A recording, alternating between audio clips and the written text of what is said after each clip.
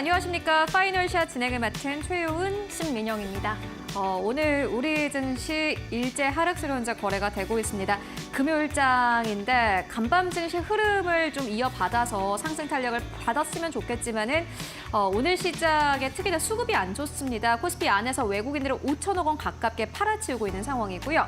코스닥은 거의 2% 가깝게 빠지고 있습니다. 외국인과 기관이 모두 다 자금을 가지고 빠지고 나가고 있는 상황인데 일단은 수급이 들어와야 한국 증시가 반등하는 것은 너무나도 역력한 그런 상황이다라고 보실 수 있을 것 같습니다.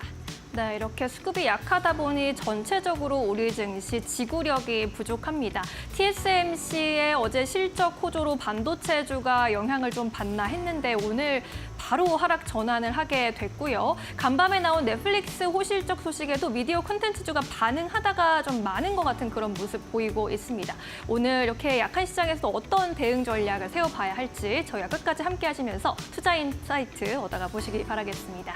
네, 오늘도 준비했습니다. 시장 마감을 위한 마지막 한방 지금 출발할게요. 파이널샷.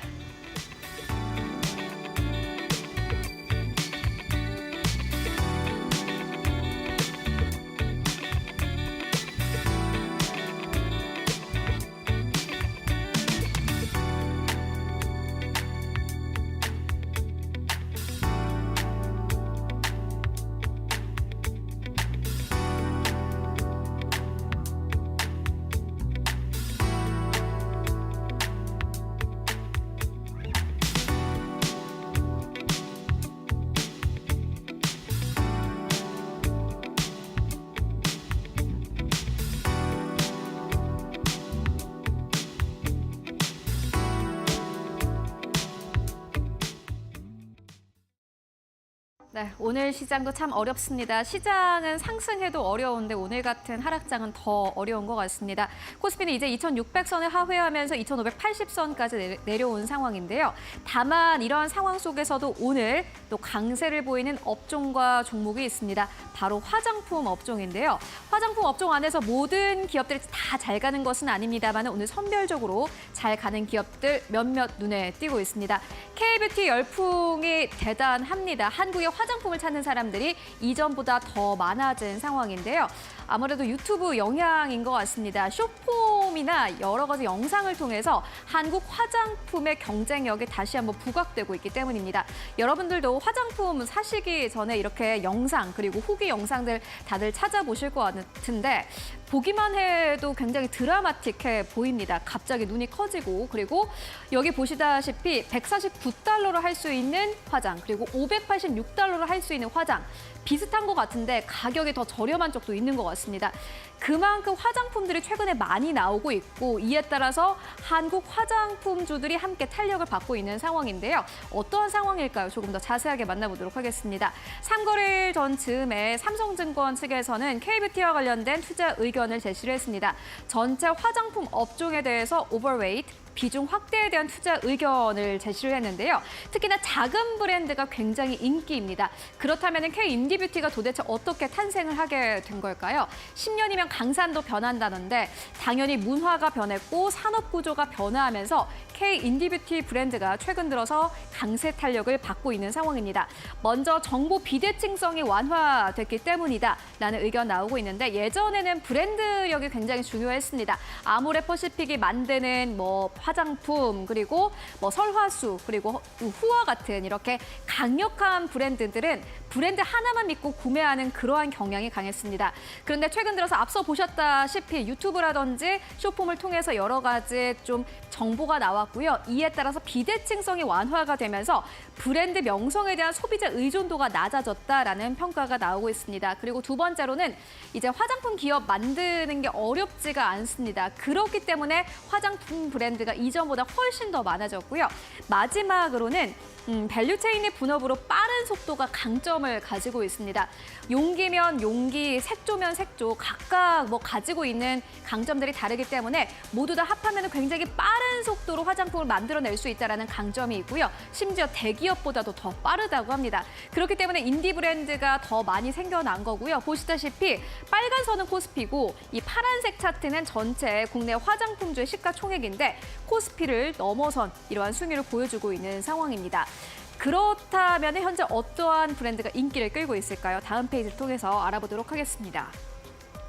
네, 보시다시피 최근 5년 그리고 최근 1년간 이 유행하는 브랜드가 좀 다르다라는 것을 확인하실 수 있습니다. 구글을 검색을 했었을 때 최근 5년간은 검색어 1위를 차지한 기업은 조선미녀입니다. 그런데 최근 1년 동안은요, 아누아라는 브랜드가 1위를 차지했다고 합니다. 저는 완전 처음 들어보는 브랜드였는데 그만큼 인디 브랜드가 많다라고 좀 해석을 해볼 수도 있을 것 같고요. 색조도 마찬가지입니다. 옛날 최근 5년 동안은 이 검색어 1위 기업이 에뛰드 하우스였습니다. 그런데 최근 1년간은 티르티르라는 기업이 1위를 차지했다고 합니다. 여기서 보시다시피 최근 5년간의 트렌드 그리고 1년간의 트렌드는 확실히 다르다라는 것을 확인하실 수 있습니다. 중국에서 잘 팔린던 브랜드는 한국에서 유명한 브랜드였습니다. 설화수와 더후가 대표적인데 여러분들 아시다시피 최근 5년 동안에 검색어 1위를 차지했던 에뛰드 그리고 토니모리, 미샤가 그 하위 브랜드입니다. 그런데 최근에는요, 전 세계적으로의 화장품 수출이 국내 채널에서 조차 찾아보기 힘든 상황이고요. 이와 같은 인디 브랜드가 오히려 더 강세를 띠고 있는 상황입니다. 그렇다면 이렇게 트렌드가 빠르게 변화하는 이유는 무엇일까요? 함께 다음 페이지를 통해서 만나보도록 하겠습니다. 원래 트렌드는 좀 빠릅니다. 워낙 변화를 좀 따라가기가 힘든데 트렌드가 얼리 어답터에서 주류 소비자로까지 전파되는 시간이요. 이게 2008년 기준입니다. 그런데 화장품 같은 경우는 1, 2년밖에 걸리지 않습니다. 삼성증권 측에서는 2008년에도 1, 2년 만에 화장품 트렌드가 바뀌었으니 2024년인 현재는 더 빠르게 변화하고 있는 거고 그렇기 때문에 수많은 인디 브랜드가 강세를 띠고 있는 것이다라는 의견을 제시를 했습니다. 그런데 결국의 핵심은요, 소자본의 비대기업의 신생 브랜드가 기존 대기업 브랜드를 위협했다라는 사실이 굉장히 특징적이다라는 의견을 제시를 했습니다. 그렇다면 이렇게 인디 브랜드가 강세를 띠고 있는 게 순간적인 트렌드일까요? 삼성증권 측에서는 아니다라고 결론을 내렸습니다.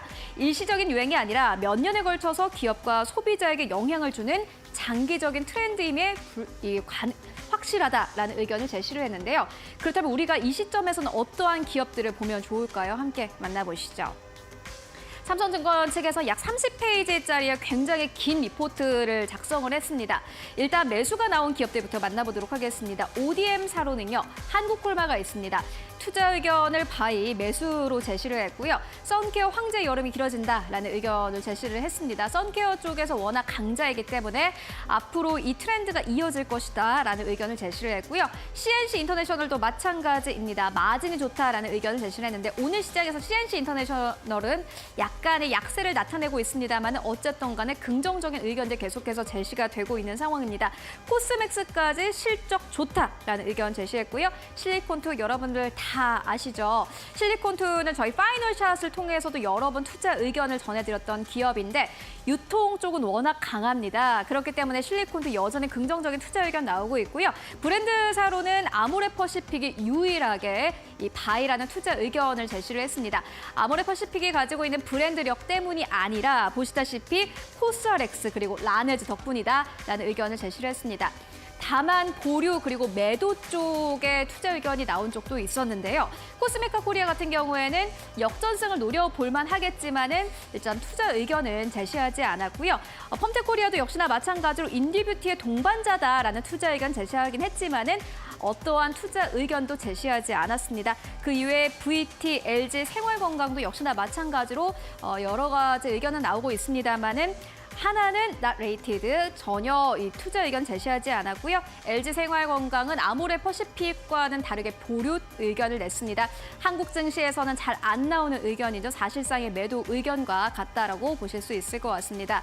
화장품주 오늘 시장에서 굉장히 강력한 시그널을 보내고 있습니다. 저 이렇게 첫 번째 시그널로 화장품 쪽을 보고 왔는데 결국에는 결론은요.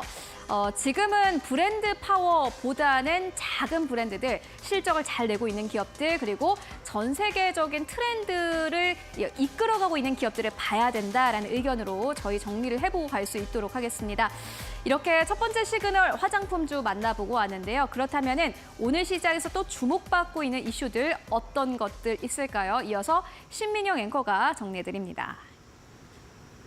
네, 오늘 종목들은 개별적으로 어떤 시그널 보내주고 있을까요? 뉴스 헤드라인 통해서 살펴보도록 하겠습니다. 4개 헤드라인 한번 뽑아봤습니다. 오늘도 시장은 제약 바이오주의 시대입니다. 제약 바이오주의 강세가 나타나고 있는데요. 시장 약세 속에서도 들어주고 있는 제약 바이오주들의 강세, 이슈도 다양하게 또 포착이 되고 있습니다. 명문제약이 강세를 보이고 있는데 청년층의 우울증을 국가가 직접 나서서 관리하겠다라는 소식 전해지면서 항우울제를 생산하고 있다라는 점이 부각이 되고 있습니다. 이제 내년부터 20세부터 34세까지의 청년들이 2년 주기 일반 건강검진 시에 정신건강검사도 함께 무료로 받을 수 있게 됐다라는 뉴스가 전해져 왔습니다. 육체적 건강만큼 정신적 건강도 중요해지고 있는 시대인데 우리 국민의 정신건강 서비스 이용률이 12%에 그친다라고 합니다. 청년층의 경우에도 정신건강 서비스 이용률 16.2%에 머무르고 있는 실정입니다. 이에 따라서 정신건강의 검진 주기를 단축해서 정신질환을 초기에 발견하고 최대한 빠른 개입이 이루어지도록 하겠다라는 정부의 새로운 방침입니다. 특히 명문제약은 항우울제인 썰트람정을 판매하고 있어서 주목받고 있는데요. 이 썰트람정은 우울증을 비롯해서 강박장애, 공황장애, 또 외상 후 스트레스 장애 등 다양한 불안장애를 치료하는 데 사용되고 있는 약품입니다. 두 번째 헤드라인 열어보도록 하겠습니다. 네, 수젠텍 역시 바이오주이죠. 오늘 장에서 급등세를 펼치고 있는데 플라즈마 폐렴 입원 환자의 급증 소식에 급등세를 펼치고 있습니다. 진단키트 제조사들 전반적으로 강세가 포착되고 있는데요. 플라즈마 폐렴균이 올해 크게 유행하게 되면서 입원 환자가 지난해에 비해서 3배 이상 급증한 것으로 알려졌습니다. 최근에 일교차가 크고 또 밤낮으로 급하게 온도가 내려가게 되면서 환자가 늘어나게 된 겁니다. 플라즈마균은 주로 폐렴 원인균으로 잡히면서 10에서 15% 정도는 중증 폐렴으로 발견할 수 있기 때문에 조기 치료가 굉장히 중요합니다. 수젠텍의 경우에는 코로나19와 독감의 동시 진단키트 등을 보유하고 있는데 이를 통해서 이 플라즈마의 오염 진단 솔루션 등을 활용할 수 있기 때문에 투자자들의 관심이 쏠리고 있는 상황입니다. 세 번째 헤드라인도 함께 살펴볼까요? WHO 세계보건기구가 엠폭스에 대해서 팬데믹 순으로 또 늘어날 수 있겠다라는 경고를 보냈습니다. 이에 따라서 랩지노믹스 등 또 진단키트줄로 강세가 나타나고 있습니다. 올해 들어서 아프리카를 중심으로 치명률이 상대적으로 더 높고 전파 속도도 더 빠른 새로운 변종인 하이계통 원B형 엠폭스가 확산하고 있습니다. 아프리카 질병통제센터에 따르면 최근 일주일간 숨진 50명을 비롯해서 올해 아프리카 대륙의 엠폭스 사망 환자가 1,100여 명을 넘어섰다고 합니다. 랩지노믹스는 엠폭스 그리고 코로나19 진단키트를 개발해서 보유하고 있어서 오늘 대장주격으로 움직이고 있고요. 현재 오후장에서도 10% 넘게 급등세를 이어가고 있습니다. 마지막 헤드라인도 열어보도록 하겠습니다. 모두 다 바이오 소식이었는데 그래도 크래프톤 게임 업종 안에서 눈에 띄는 상승세 보여주고 있습니다. 3분기 호실적과 신작 공개 기대감에 오름세 나타내고 있습니다. 최근 크래프톤에 대한 증권가의 긍정적인 평가 그리고 지스타 슬픔작을 비롯한 신작 공개 이슈가 이어지고 있는 상황입니다. SK증권이 오늘 리포트를 통해서 크래프톤에 대해서 올해는 뭘 해도 되는 해다라고 전했습니다. 높아진 트래픽과 콜라보레이션 효과를 따라서 매출 고성장세에 주목해봐도 좋겠다라고 조언을 했고요. 목표 주가를 기존의 38만 원에서 42만 원까지 올려 잡았습니다. 이외에도 최근에 교보증권이나 메리츠증권, 한국자증권, 하나증권 등이 일제히 목표 주가 40만 원을 웃도는 리포트 제시하면서 관련 또 종목에도 기대감이 번지고 있는 모습입니다. 이렇게 해서 4개의 종목 헤드라인 함께 살펴보셨습니다. 네, 이제 전문가 전화 연결해서 자세한 종목 이야기 그리고 투자 의견까지 물어보도록 하겠습니다. 우상향 투자클럽 안상윤 이사 연결해 보겠습니다. 안녕하세요. 예, 안녕하세요. 네, 이렇게 4개 헤드라인 전해드렸는데 이 중에서 혹시 더 눈여겨볼 만한 종목 있을까요? 네, 랩지노믹스를 좀 더 눈여겨보시기 바랍니다. 우선 거래대금이 받쳐주고 있습니다. 16일 1일 2천억 원 이상 거래대금과 함께 17% 상승을 하였고 17일에는 40억 규모의 거래대금으로 5% 하락을 보였다가 금일 2,600억 이상 거래대금을 보이며 최고 19%까지 상승하며 매수세를 받쳐주고 있습니다. 랩지노믹스는 최근 IMD 인수를 하여 미국의 4개의 클리어랩을 확보했습니다. 미국 진출을 위한 임상 테스트 및 이익 성장도 기대가 되고 있습니다. WHO에서 엠폭스 공중보건 비상사태를 선언하면서 코로나19와 엠폭스 진단키트를 개발해 보유하고 있으며 미국의 4개 클리어랩을 확보한 만큼 재료적으로도 긍정적입니다. 네, 재료적으로도 긍정적이고 거래 대금도 받쳐주고 있다라고 랩지노믹스 짚어주셨는데요. 이 밖에도 오늘 오후장에서 공략해볼 만한 종목 혹시 보고 계실까요? 네, 두산 에너빌리티 관심 있게 보시기 바랍니다. 클라우드 시장 점유율 1위인 아마존 웹 서비스를 운영하는 아마존은 SMR 개발 프로젝트를 지원하기 위한 다수 계약을 맺었다고 16일 밝혔습니다. 아마존이 지분 투자하고 5억 달러 규모 투자 유치 지원을 하려는 엑스에너지 경우 두산 에너빌리티가 작년 1월 엑스에너지에 대한 지분을 투자하고 있고 이 기업과 핵심 기자재 공급을 위한 협약을 맺었으며 엑스에너지와 함께 원자료를 공동 개발하고 설계가 완료되면 두산 에너빌리티가 만들어내는 구조입니다. 또한 빅테크 기업들의 SMR 투자 소식에 미국 SMR 설계 인증을 받은 뉴 스케일 파워 주가가 급등하는 모습을 보여줬는데요. 두산 에너빌리티는 뉴 스케일 파워의 주요 주주이며 1억 400만 달러를 투자하고 프로젝트의 핵심 부품을 공급하기로 하는 협약을 맺은 상태입니다. 데이터 센터를 비롯해 에어컨 보급 확대, 전기차 확산 등에 따라 전력 수요가 급증하면서 이른바 전기의 시대가 왔다는 평가가 나오고 있는 만큼 SMR 대장주인 두산 에너빌리티 관심 있게 살펴보시기 바랍니다. 매수가는 25,500원 이하로 보시고 손절가 19,000원, 목표가 22,000원 보시고 대응해 보시기 바랍니다. 네, 소형 모듈 원전, SMR 대장주격으로 움직이고 있는 두산 에너빌리티에 대한 의견까지 들어봤습니다. 오늘 말씀 고맙습니다. 네, 감사합니다. 네, 이어서 외국인과 기관은 어떤 선택을 하고 있을까요? 최윤 앵커와 함께 확인해 보시죠. 네, 먼저 외국인이 사고 있는 기업들부터 만나보도록 하겠습니다. 오늘 가장 첫 번째로는 고려 아연 눈에 띕니다.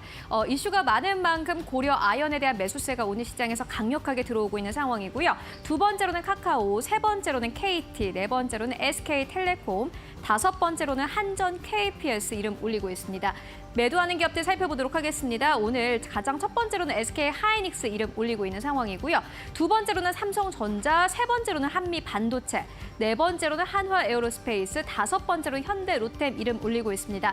오늘 외국인 투자자들은 방산주를 전반적으로 매도하고 있는 가운데 고려 아연에 대해서 강력하게 매수세 들어오는 것이 특징적인데요. 그렇다면은 고려 아연에 어떠한 이슈가 있을까요? 함께 만나보시죠. 고려 아연을 두고 참 이야기가 많습니다. 일단 법적 공방이 이뤄지고 있는 상황인데요. 자사주 매입에 관련해서 논란이 있는 상황입니다. 배임이다 혹은 적대적인 인수 방어다. 라는 각각의 좀 스탠스가 현재 다르게 나오고 있는 상황 현재 펼쳐지고 있고요. 그리고 무엇보다 고려 아연에게는 우군이 될 트라피구라의 회장이 11월에 방한을 한다라는 소식이 현재 들려오고 있습니다. 일단 영풍과 고려 아연 같은 경우에는 앞으로 이사회에서 이 경영권 논란을 해결을 해야 될 것이다라는 의견이 나오고 있는 가운데 나온 뉴스이기도 하고요. 고려 아연은 오늘 MBK 시세 조정 여부를 조사해달라라는 의견을 제시하기도 했습니다. 그렇다면 고려 아연의 주가 현재 어떻게 흘러가고 있을까요? 함께 만나보시죠. 상승 탄력 받아가고 있습니다. 4% 이상 강세 탄력 받아가고 있고요. 83만 원대를 넘어서면서 현재 거래가 되고 있습니다. 고려 아연의 주가는 상승 탄력을 받아가고 있는 상황입니다. 그렇다면 외국인 투자자들이 오늘 코스닥 안에서는 어떻게 움직이고 있을까요? 함께 만나보시죠. 네, 오늘 외국인 투자자들은 HLB를 가장 많이 매수하고 있고요. 두 번째로는 ABL 바이오, 세 번째로는 에코프로 BM, 그리고 네 번째로는 대주전자재료, 다섯 번째로는 ST팜 이름 올리고 있습니다. 오늘 외국인 투자자들은 전반적으로 바이오 쪽 그리고 양극재 쪽을 팔아치우고 있는 상황이고요. 매도하는 기업들 살펴보시면은 오늘 상장한 기업입니다. YJ링크, 그리고 두 번째로는 삼천당제약, 세 번째로는 태성, 그리고 다섯 번째로는 리노공업 이름 올리고 있습니다. 특히나 리노공업 같은 경우에는요, 오늘 주가가 큰 폭으로 하락하고 있습니다. 한미반도체가 어제 긍정적인 실적을 발표를 했음에도 불구하고 오늘 시장에서 타겟 프라이스를 하향하는 리포트가 나오기도 했습니다.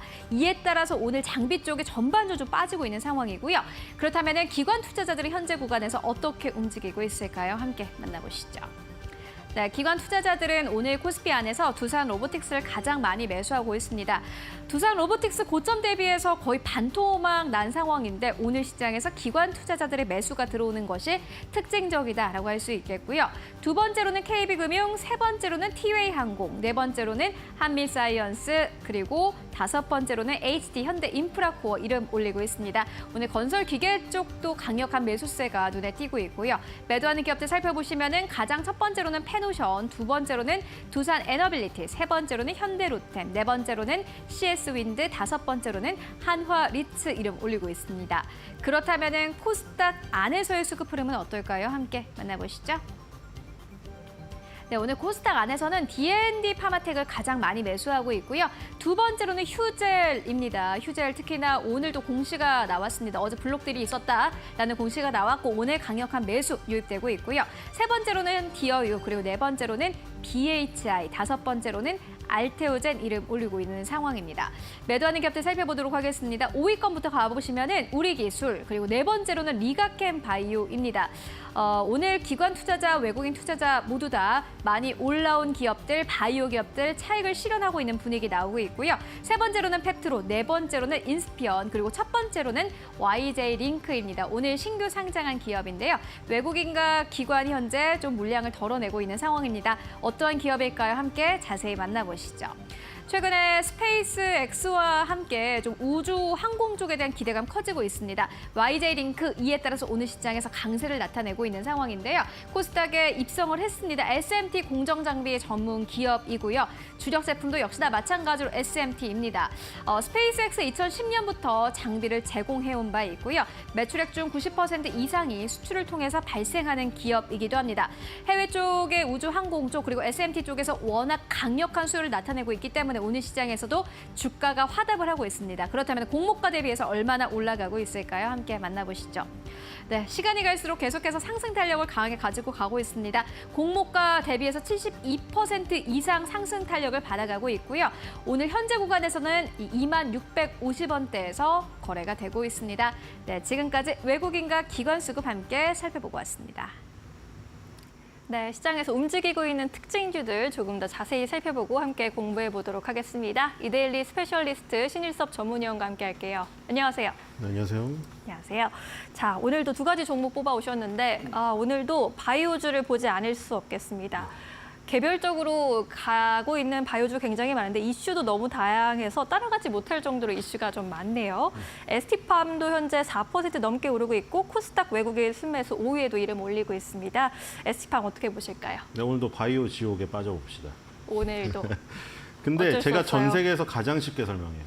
진짜 요즘에 바이오 얘기 많이 나와가지고 경제방송 채널 모여 있잖아요. 솔직히 뭐 다 아는 얘기니까. 네. 거기서 보다가 지금 뭐 머리 아파서 돌리신 분들 지금 여기서 돌리시면요. 바이오 평생 포기합니다. 채널 고정하세요. 아주 쉽게 설명해 주신답니다. 진짜 이거 객관적으로 얘기하는 거죠. 저는. 다른 거는 못 알아먹겠어요. 진짜로. 그래서 지금 ST팜 같은 경우는 ST가 있잖아요. 동아 ST라는 회사가 있죠. 네. 동아 ST 그리고 ST가 그 같은 이어져요. 동아 소시오 홀딩스 이렇게 웃고 계셔. 동아 소시오 홀딩스 진짜라니까. 동아 소시오 홀딩스의 한지붕 가족인데 네. ST팜 같은 경우가 이제 CDMO 얘기를 드렸잖아요. 이미 CDMO를 그렇죠. 우리 OEM, ODM 얘기 섞어가면서 얘기했잖아요. CDMO를 하는 기업 중에 하나고 이 그 ST팜 말고 동아 ST 같은 경우는 신학개발업체.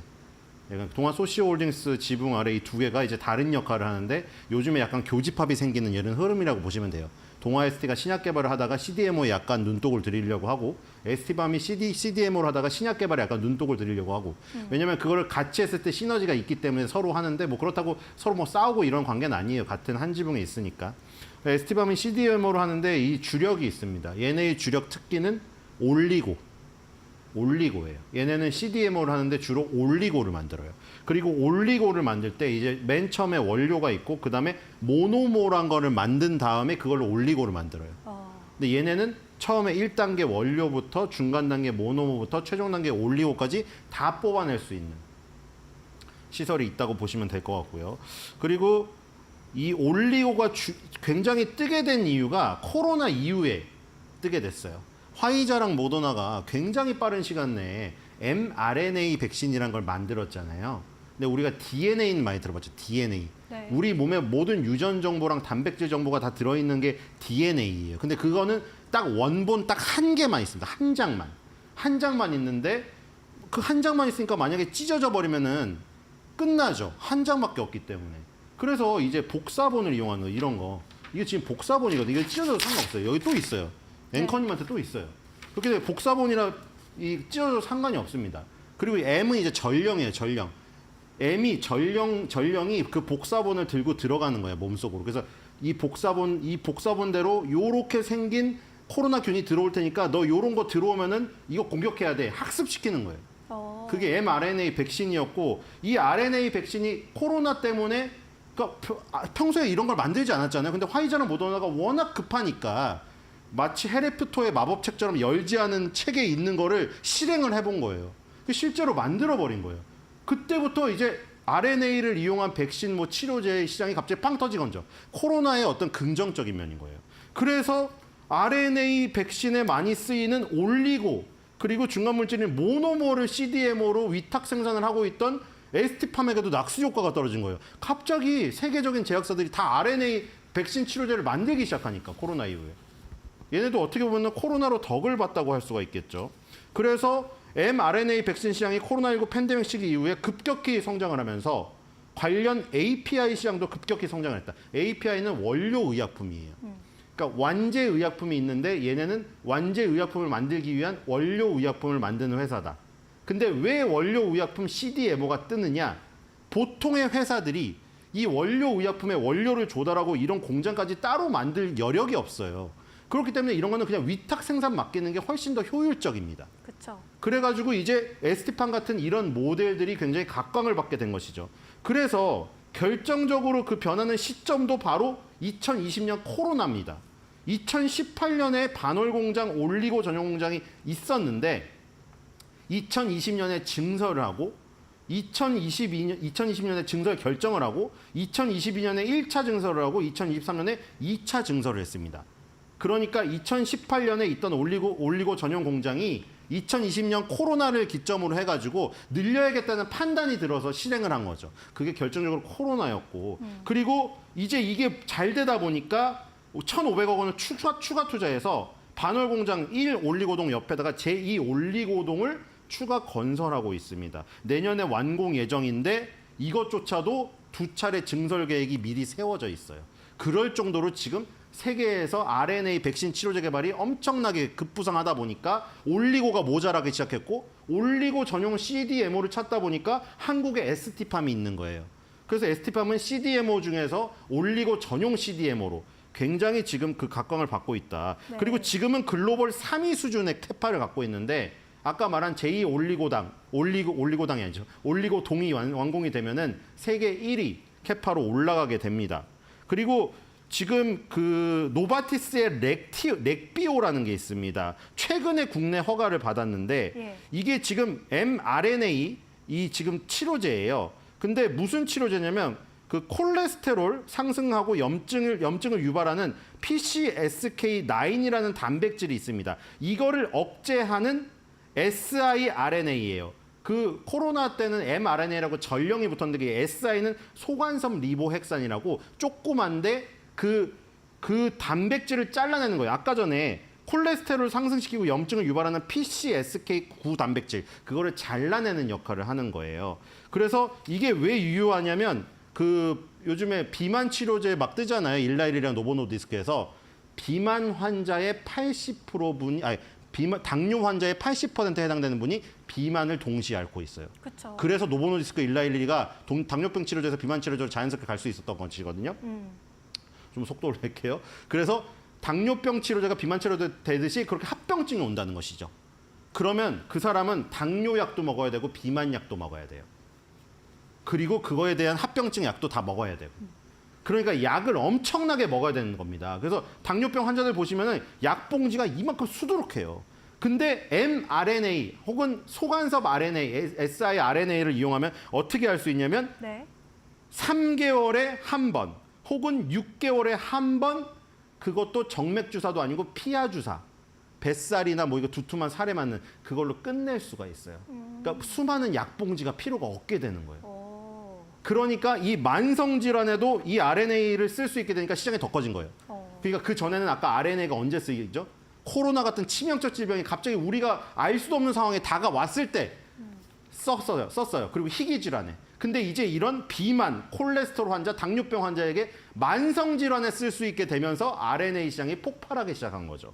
그래서 ST팜도 굉장히 큰 지금 성과를 거둬내고 있다. 그 다음에 한 가지 이제 다 CDMO 기업에게 다 해당되는 이슈 말씀드렸죠. 미국 생물보안법 이슈. 여기에 우시바이오로직스가 올리고 핵산 점유율 세계 4위 기업입니다. 아까 말했듯이 대부분의 이 CDMO 중에서 올리고 같은 거 원료 의약품이죠. 원료 의약품 같은 경우에는 중국이나 인도 같이 우리나라보다 인건비가 싼 지역에서 다 휩쓸고 있는 상태예요. 지금 다 휩쓸고 있는 상태인데 이 세계 4위에 해당되는 우시바이오로직스 이게 미국에 의해서 생물보안법으로 막히게 된다면 이 물량을 결국 ST팜도 낙수 효과로 얻을 수 있다는 판단이 들고 그 다음에 최근에 이런 것들도 있었어요.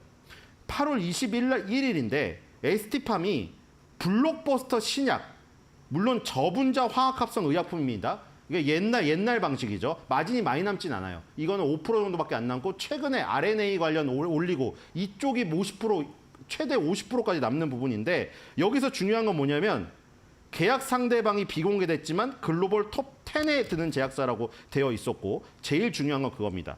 이게 원래 글로벌 톱 10 안의 제약사는 누군지는 밝혀지지 않았지만 원래 제공하고 있던 제약사가 중국 제약사였다는 게 밝혀진 거죠. 그러니까 실제로 지금 이런 일이 발생돼서 계약을 따낸 사례가 나온 겁니다.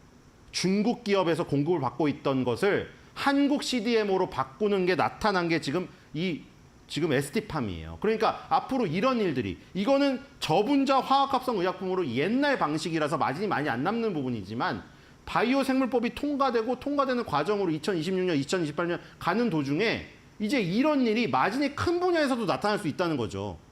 왜 이 생물보안법의 눈치를 볼 수밖에 없으니 그 전에 중국이나 인도로부터 원료 의약품 CDMO를 통해서 공급받던 것들이 중국을 제치고 한국으로 바꾸는 이런 변경 계약들이 나올 가능성이 굉장히 크다는 거.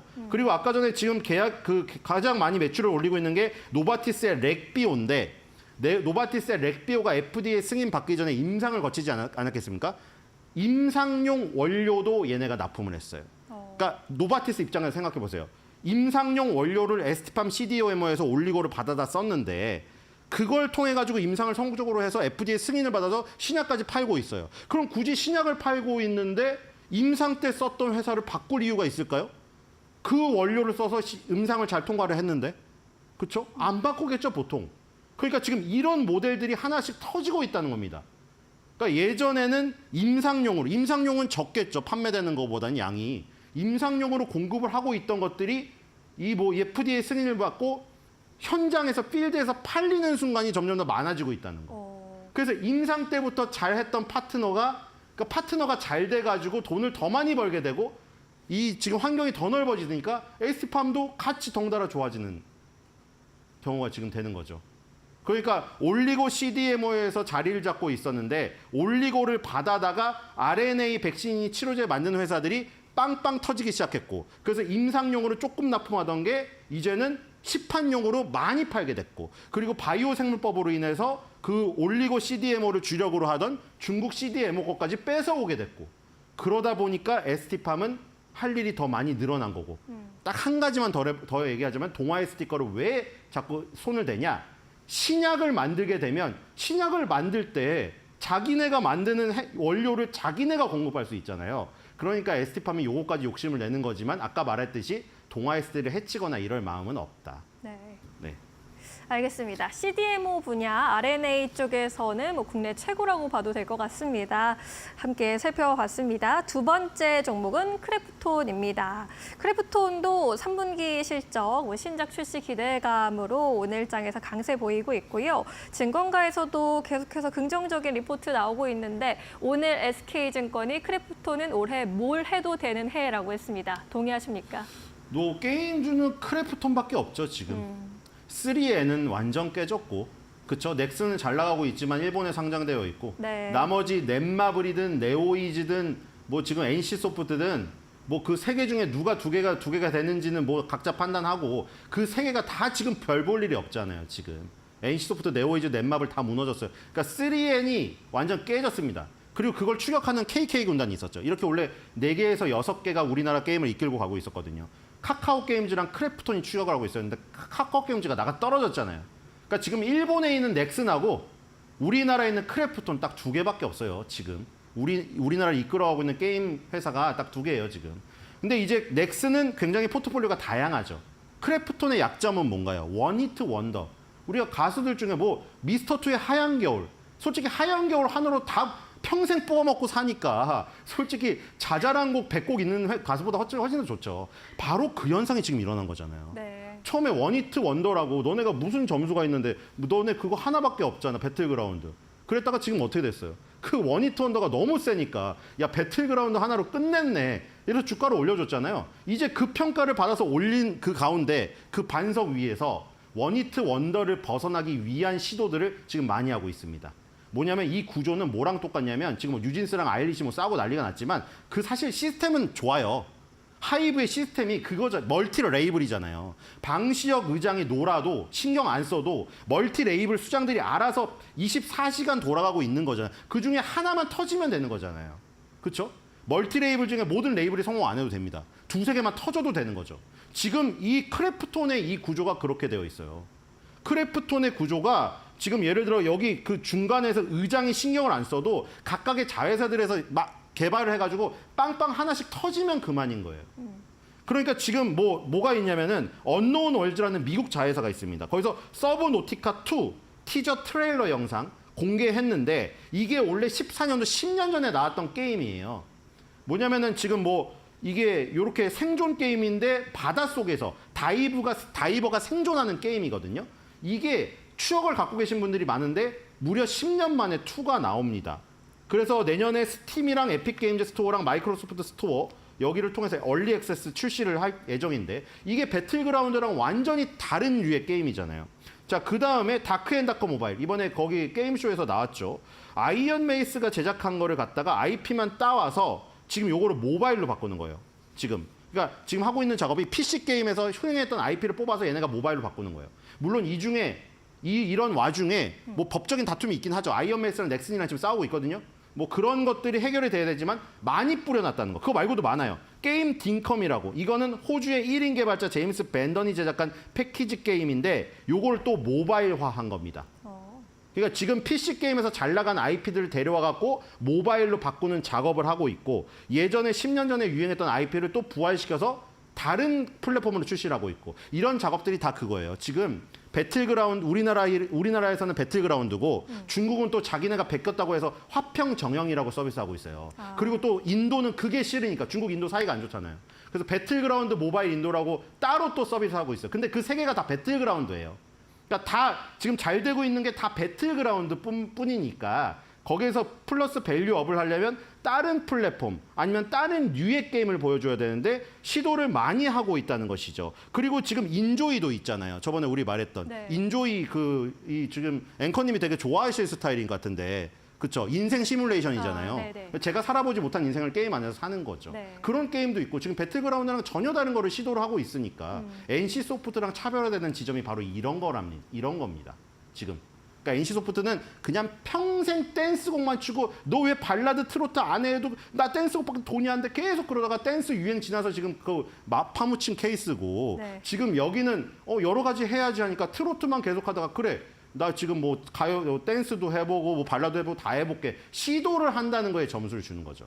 그렇기 때문에 크래프톤의 이런 부분에 점수를 지금 주기 시작한 거고 우리나라에 상장된 게임사 중에는 유일하게 투자할 만한 탑픽이다. 이렇게 생각하시면 될 것 같습니다. 네, 게임업계 탑픽이라는 의견은 모두가 공통된 의견으로 가져가는 것 같으니까요. 투자에 참고해 보시면 좋겠습니다. 오늘 말씀 여기까지 드릴게요. 고맙습니다.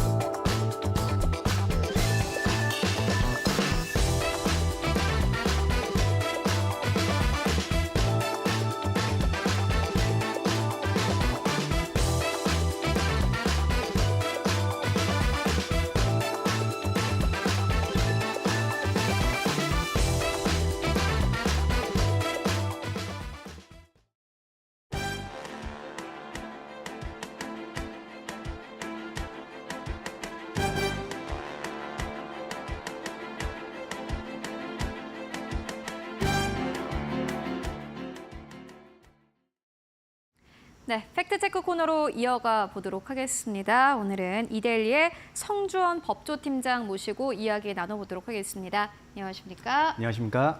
네, 먼저 카카오와 관련된 이야기를 좀 해보도록 하겠습니다. 카카오의 김범수 경영쇄신위원장이 SM 시세 조종 혐의와 관련해서 이번 주 꽤 많은 좀 이슈가 있었던데 2차 공판 준비기일 그리고 보석 신문기일 모두 다 이번 주에 있었습니다. 어떠한 내용입니까? 네, 이번 신문기일에서 김범수 위원장은 처음으로 법정에서 자신의 입장을 밝혔는데요. 김범수 위원장은 사업하면서 수백 번 넘는 회의에 참여했지만 위법한 결정은 단 한 번도 내린 적이 없다라고 말하면서 강하게 결백을 주장했습니다. 이번 신문에서 김 위원장 측과 검찰 측의 주장이 정면으로 맞서기도 했는데요. 김 위원장 측은 증거 인멸의 우려가 없고 또 한국 IT 산업 발전을 위해서 불구속 상태에서의 재판이 필요하다라고 주장을 했습니다. 반면에 검찰은 김 위원장이 이 카카오의 최대 주주이자 또 이번 사건의 최대 수혜자인 점을 고려할 때 구속 상태를 유지해야 한다라고 반박했습니다. 또 이번에는 검찰이 이 재판 관련해서 방시혁 하이브 의장을 증인으로 신청했다는 점이 상당히 주목되는 부분인데요.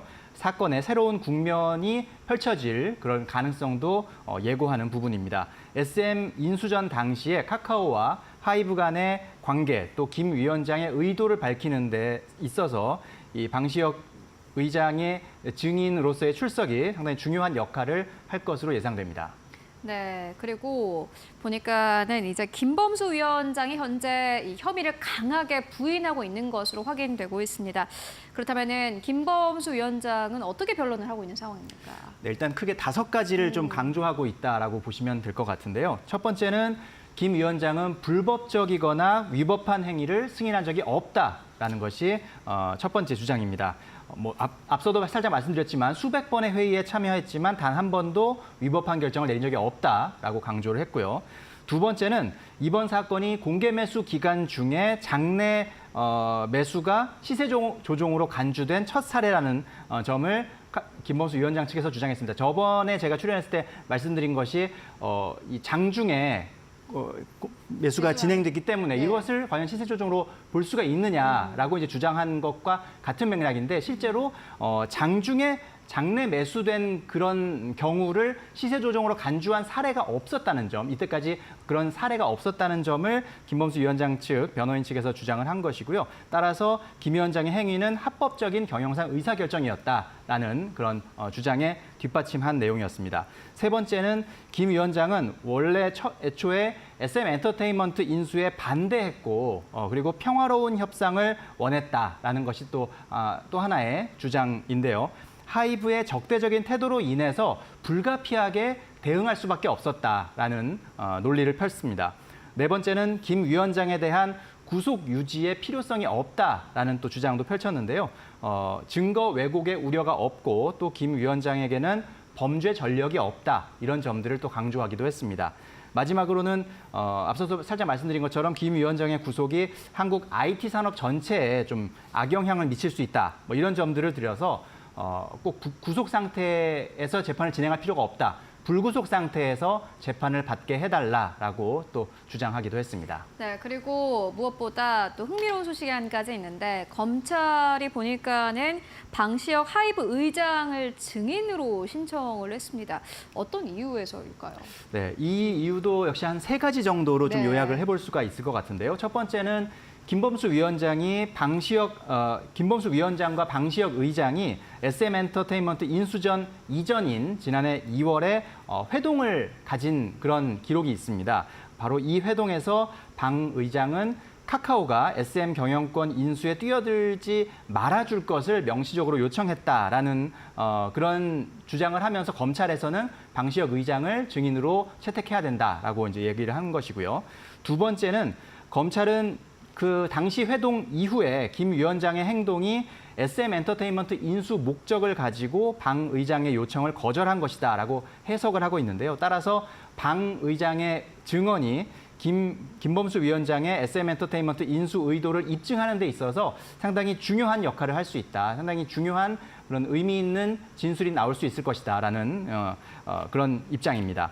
세 번째로는 김 위원장이 주가 조작을 하는 과정에서 방 의장과 만난 사실이 있는데 바로 또 이 부분도 재판에서 중요한 증거가 될 수 있다는 것이 바로 검찰 측의 주장이고요. 검찰에서는 방시혁 의장을 재판의 증인으로 불러들여서 방시혁 의장의 증언을 통해서 김 위원장의 시세 조종 혐의를 더욱 명확히 입증하고자 하는 것으로 풀이가 됩니다. 왜냐하면 일단 재판에 선다는 것은 법정에서 증언을 한다는 것은 거기서 거짓을 얘기했을 때는 위증죄가 또 적용이 될 수 있는 부분이기 때문에 검찰로서는 방시혁 의장을 증인으로 채택하는 것을 상당히 좀 신중하게 고려해서 요청을 한 것으로 예상됩니다. 검찰이 보니까는 하이브 의장인 방시혁 의장 현재 증인으로 신청을 한 상태이고 그리고 무엇보다 이번 재판에서는 평화라는 이 키워드가 주요 쟁점으로 떠올랐다고 하는데 이게 어떤 내용입니까? 네, 앞서서도 살짝 말씀드렸지만 김범수 위원장이 평화로운 협상을 원했다 네. 이런 말씀을 드렸는데요. 카카오가 이 하이브와 이 SM엔터테인먼트 인수 경쟁 과정에서 김범수 위원장이 이런 말을 했다고 합니다. 평화적으로 가져와라. 라고 발언한 것을 놓고 검찰 측에서 그 해석과 또 김범수 위원장 측 변호인 측의 해석이 좀 서로 상반되는 그런 상황이었습니다. 변호인 측에서는 김 위원장이 사용한 평화라는 그 표현이 문자 그대로의 의미로 해석해야 된다라는 것입니다. 그러니까 다시 말하면 하이브와 잘 협력해보라라는 뜻으로 해석해야 되고 그 얘기는 다시 말하면 김범수 위원장이 적대적 인수 방식을 일관되게 반대했고 싸우지 말고 협상하라라는 것을 강조한 것이다라고 설명을 하고 있고요. 변호인 측에서는 이를 통해서 김 위원장이 SM엔터테인먼트 인수에 적극적으로 개입하지 않았던 것으로 볼 수가 있다라는 주장을 하고 있습니다. 반면에 검찰에서는 똑같은 평화라는 단어를 두고 다르게 해석을 하고 있는데요. 검찰에서는 이를 시장 전면에 나서지 말고 은밀하게 SM엔터테인먼트를 가져오라라고 지시한 것이다라는 해석으로 또 살펴보고 있는데요. 당시에 카카오가 사회적인 비판을 받고 있던 상황을 고려할 때 김범수 위원장이 대외적으로는 평화적인 모습을 보이면서 실제로는 SM엔터테인먼트 인수를 추진하라라는 의미라고 해석할 수도 있다라는 것이 바로 검찰 측의 입장입니다. 이 같은 해석의 차이는 결국 김범수 위원장의 시세 조종 개입 여부를 판단하는 데 있어서 상당히 또 중요한 쟁점의 하나가 될 것으로 보입니다. 네, 어려운 것 같습니다. 뭐 영화의 한 대사 같기도 하고 또 어떻게 들으면은 진짜로 평화적으로 가져와라 이렇게 들릴 수도 있을 것 같은데 어쨌든 간에 카카오는 계속해서 오너 리스크가 좀 있는 상황입니다. 계속해서 따라가 보시면 좋을 것 같고요. 이어서 두 번째 이슈로 옮겨가 볼 텐데 어떠한 이슈일까요? 먼저 화면으로 만나보고 오도록 하겠습니다.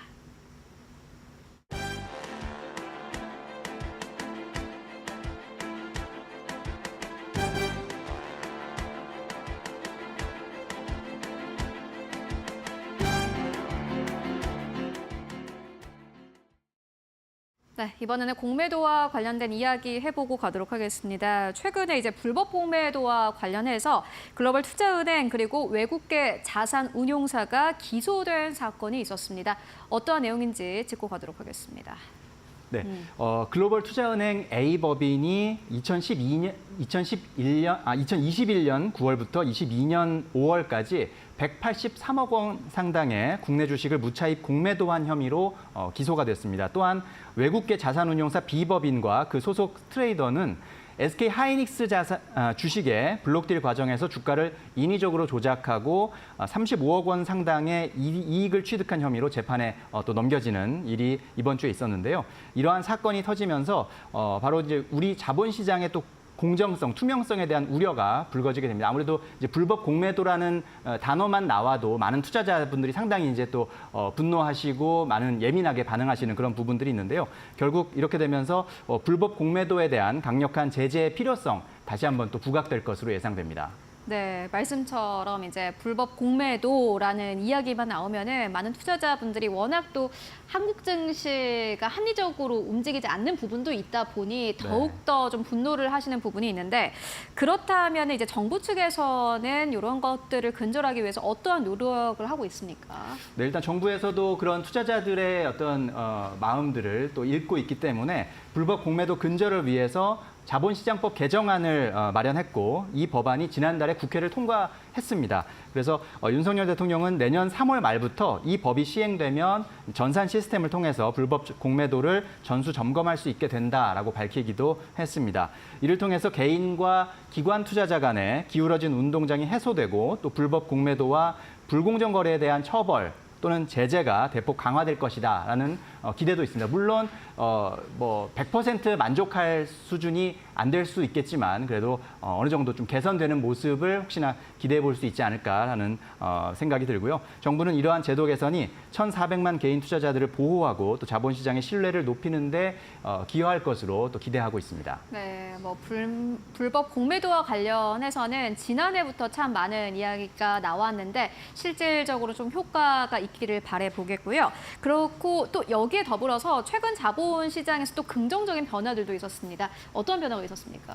네, 우리나라가 세계 3대 채권 지수인 세계 국채 지수에 편입되는 성과가 있었고요. 이것은 정부의 외환 시장 구조 개선 노력이 어느 정도 인정받은 결과라고도 또 풀이가 되기도 합니다. 약 75조 원의 글로벌 투자 자금이 유입될 수 있을 것이다라는 예상이 나오고 있고 이를 통해서 국내 뭐 금리가 안정된다든지 자본 조달 비용이 좀 감소한다든지 또 외환 유동성 공급이 개선된다든지 그런 긍정적인 효과가 또 기대할 수 있는 부분이 있습니다. 또 정부는 기업 밸류업 정책을 통해서 기업의 가치를 높이고 투자자들에게 더 큰 수익과 자산 형성의 기회를 제공하려고 노력하고 있는데 뭐 보는 시각에 따라서 물론 아쉬운 부분이 분명히 있을 겁니다. 하지만 이러한 변화들 조금이나마 우리 자본시장의 위상을 높이고 또 코리아 디스카운트 해소에 좀 기여하지 않을까 또 전망도 해보고 또 기대도 해봐야겠습니다. 네, 그리고 앞으로 뭐 해결해야 할 과제들이 꽤 많은 것 같습니다. 지금 현재 시장에서 좀 주목을 하고 있는 과제들은 어떤 것들이 있습니까? 네, 보면 일단 내년 3월부터 앞서 말씀드린 것처럼 내년 3월부터 개정된 자본시장법이 이제 시행이 되는데 이런 것들이 안정적으로 자리를 잡는 것이 또 중요한 과제가 될 것이고요. 정부와 관계기관은 새로운 제도와 시스템이 조속히 안착될 수 있도록 철저한 준비를 꼭 해주기를 또 당부드립니다. 두 번째는 금융투자소득세 폐지 문제에 대해서 정치권의 합의가 좀 필요한 부분이 있습니다. 있습니다. 윤석열 대통령은 여야가 힘을 모아서 금투세 폐지를 통해서 시장 불안 요인을 제거해 줄 것을 당부하기도 했는데 이 부분에 대해서도 정치권이 조금 빠른 시일 내에 좀 합의되는 모습을 좀 보여줬으면 좋겠다라는 생각이 들고요. 세 번째는 주주 친화적인 기업 문화 조성을 위해서 정책적인 지원도 필요하다라는 부분입니다. 정부는 배당을 늘리고 자사주를 소각하는 등 주주 친화적인 기업에 대해서 다양한 인센티브를 제공한다는 계획인데 이런 부분들이 시장에 좀 긍정적으로 작용해서 선순환하는 그런 모습이 나타났으면 좋겠습니다.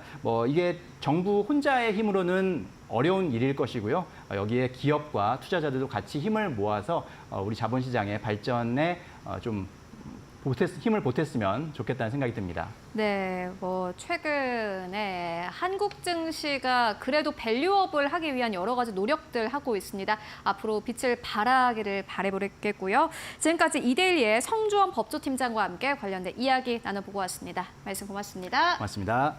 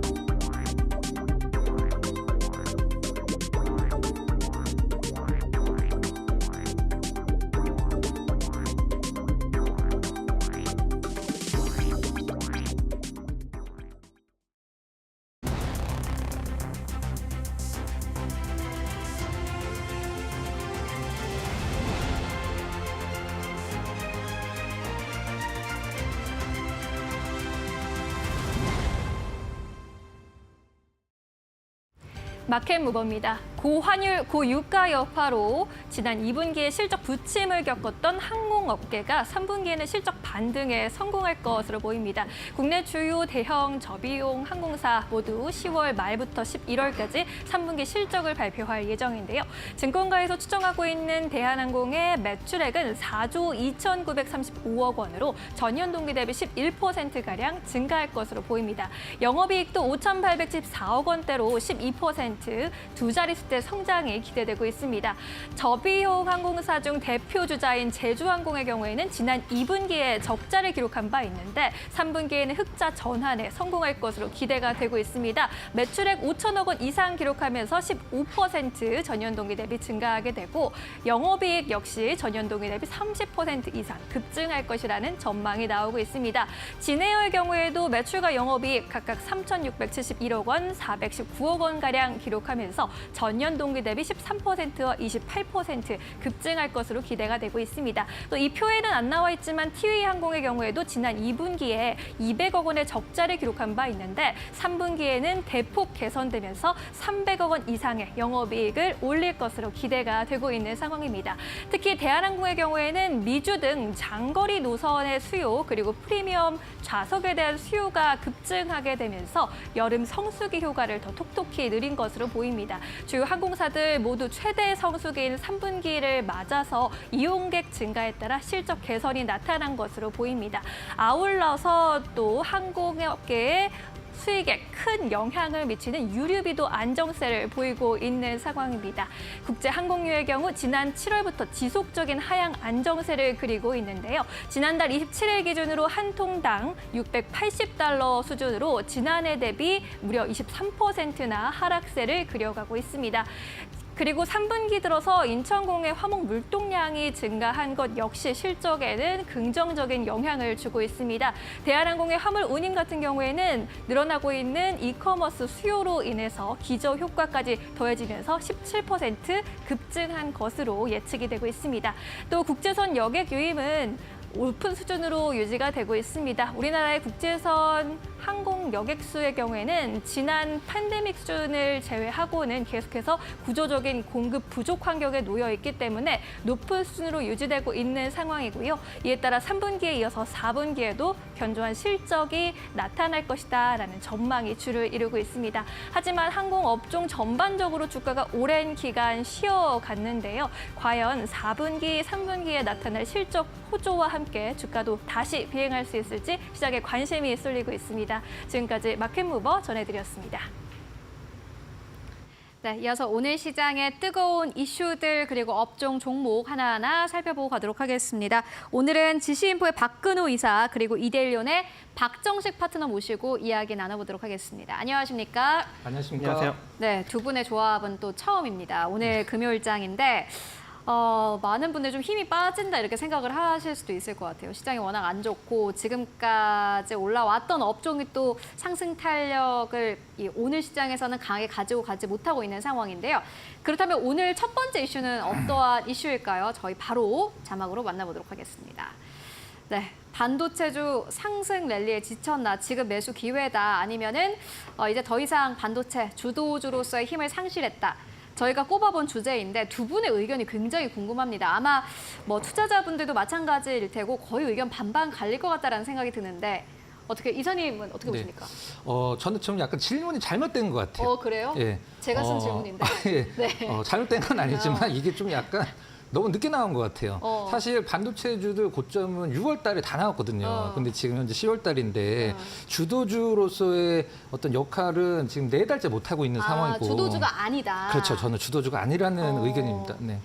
애초에 주도주도 아니었다. 6월 달까지는 뭐 누구나 이견이 있을 수 없는 주도주였었죠. 네. 그죠, 맞습니다. 네.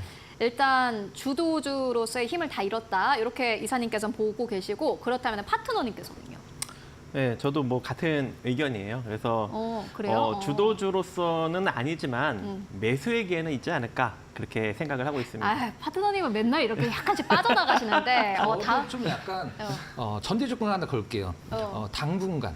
당분간. 네. 여기는 약간 중기적으로, 그죠? 네, 네. 중기적으로 봤을 때는 힘 없다. 이렇게 주도주는 아니다. 이렇게 의견 주신 것 같고 파트너님께서도 비슷한데 근데 매수 기회는 맞는 것 같다. 이렇게 보시는 거죠? 그렇죠. 이제 많이 내려왔고 또 이제 그 장비주들이나 소재 관련 종목들은 실적이 좋으니까. 알겠습니다. 그래도 약간 매수에 대한 의견은 아니는 것 같은데 이사님 먼저 이야기 듣고 가보도록 하겠습니다. 네.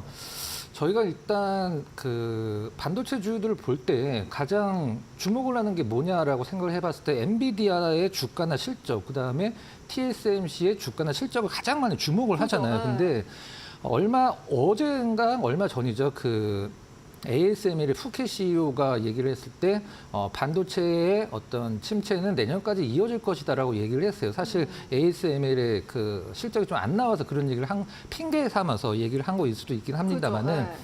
실제적으로 우리나라 기업들 중에 엔비디아가 올랐을 때 그냥 엔비디아가 올랐으니까 우리나라 반도체주들도 좋겠지라고 생각한 거 외에는 사실 딱히 이게 연관성이 있는 경우는 사실 크게 없거든요. 실적이 좋아도 빠지는 느낌이고 가장 좀 타산 지속으로 주가의 흐름을 살펴봐야 됐을 때 사실 마이크론인데 마이크론이 10월 달에 와서는 주가 흐름 좀 괜찮았습니다만은 9월 달까지는 뭐 삼성전자나 뭐 별다른 거 없었거든요. 계속 같이 빠졌었거든요. 네네.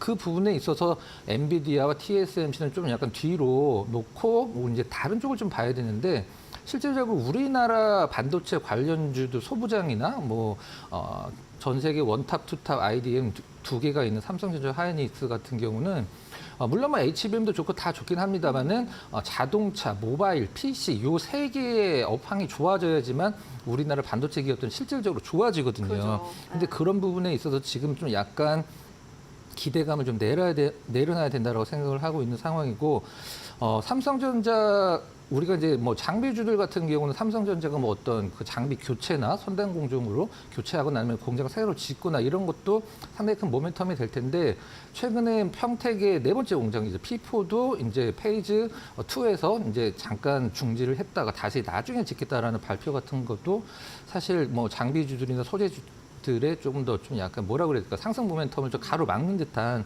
느낌을 주고 있습니다.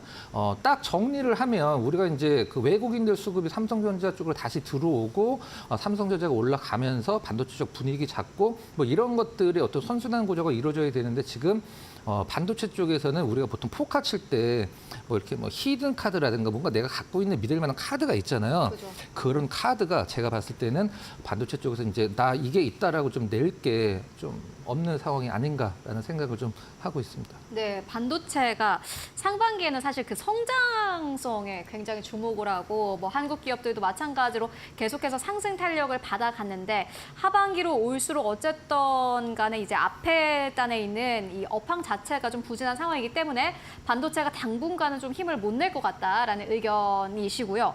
그렇다면 파트너님께서는 어떻게 보십니까? 삼성전자가 문제입니다. 네. 삼성전자는 네. 사실 요즘에 좀 아쉬운 게 이전이랑 이 주가 수준을 이야기할 수 있는 그 기준이 약간 달라진 것 같다라는 생각이 들어요. 특히나 기술력 같은 네. 그 부분에서 좀 이야기가 나오고 있어서 참 아쉬운데. 지난 8월 달 정도부터 이제 삼성전자에서 외국인 매도력이 지속적으로 나오고 있거든요. 맞아요. 그래서 우리나라 시장에서도 좀 외국인 자금이 이탈이 되고 있는 그런 상황인데 다시 외국인 자금이 들어와야지 반도체도 올라갈 수 있는 그런 여력이 발생이 될 것 같습니다.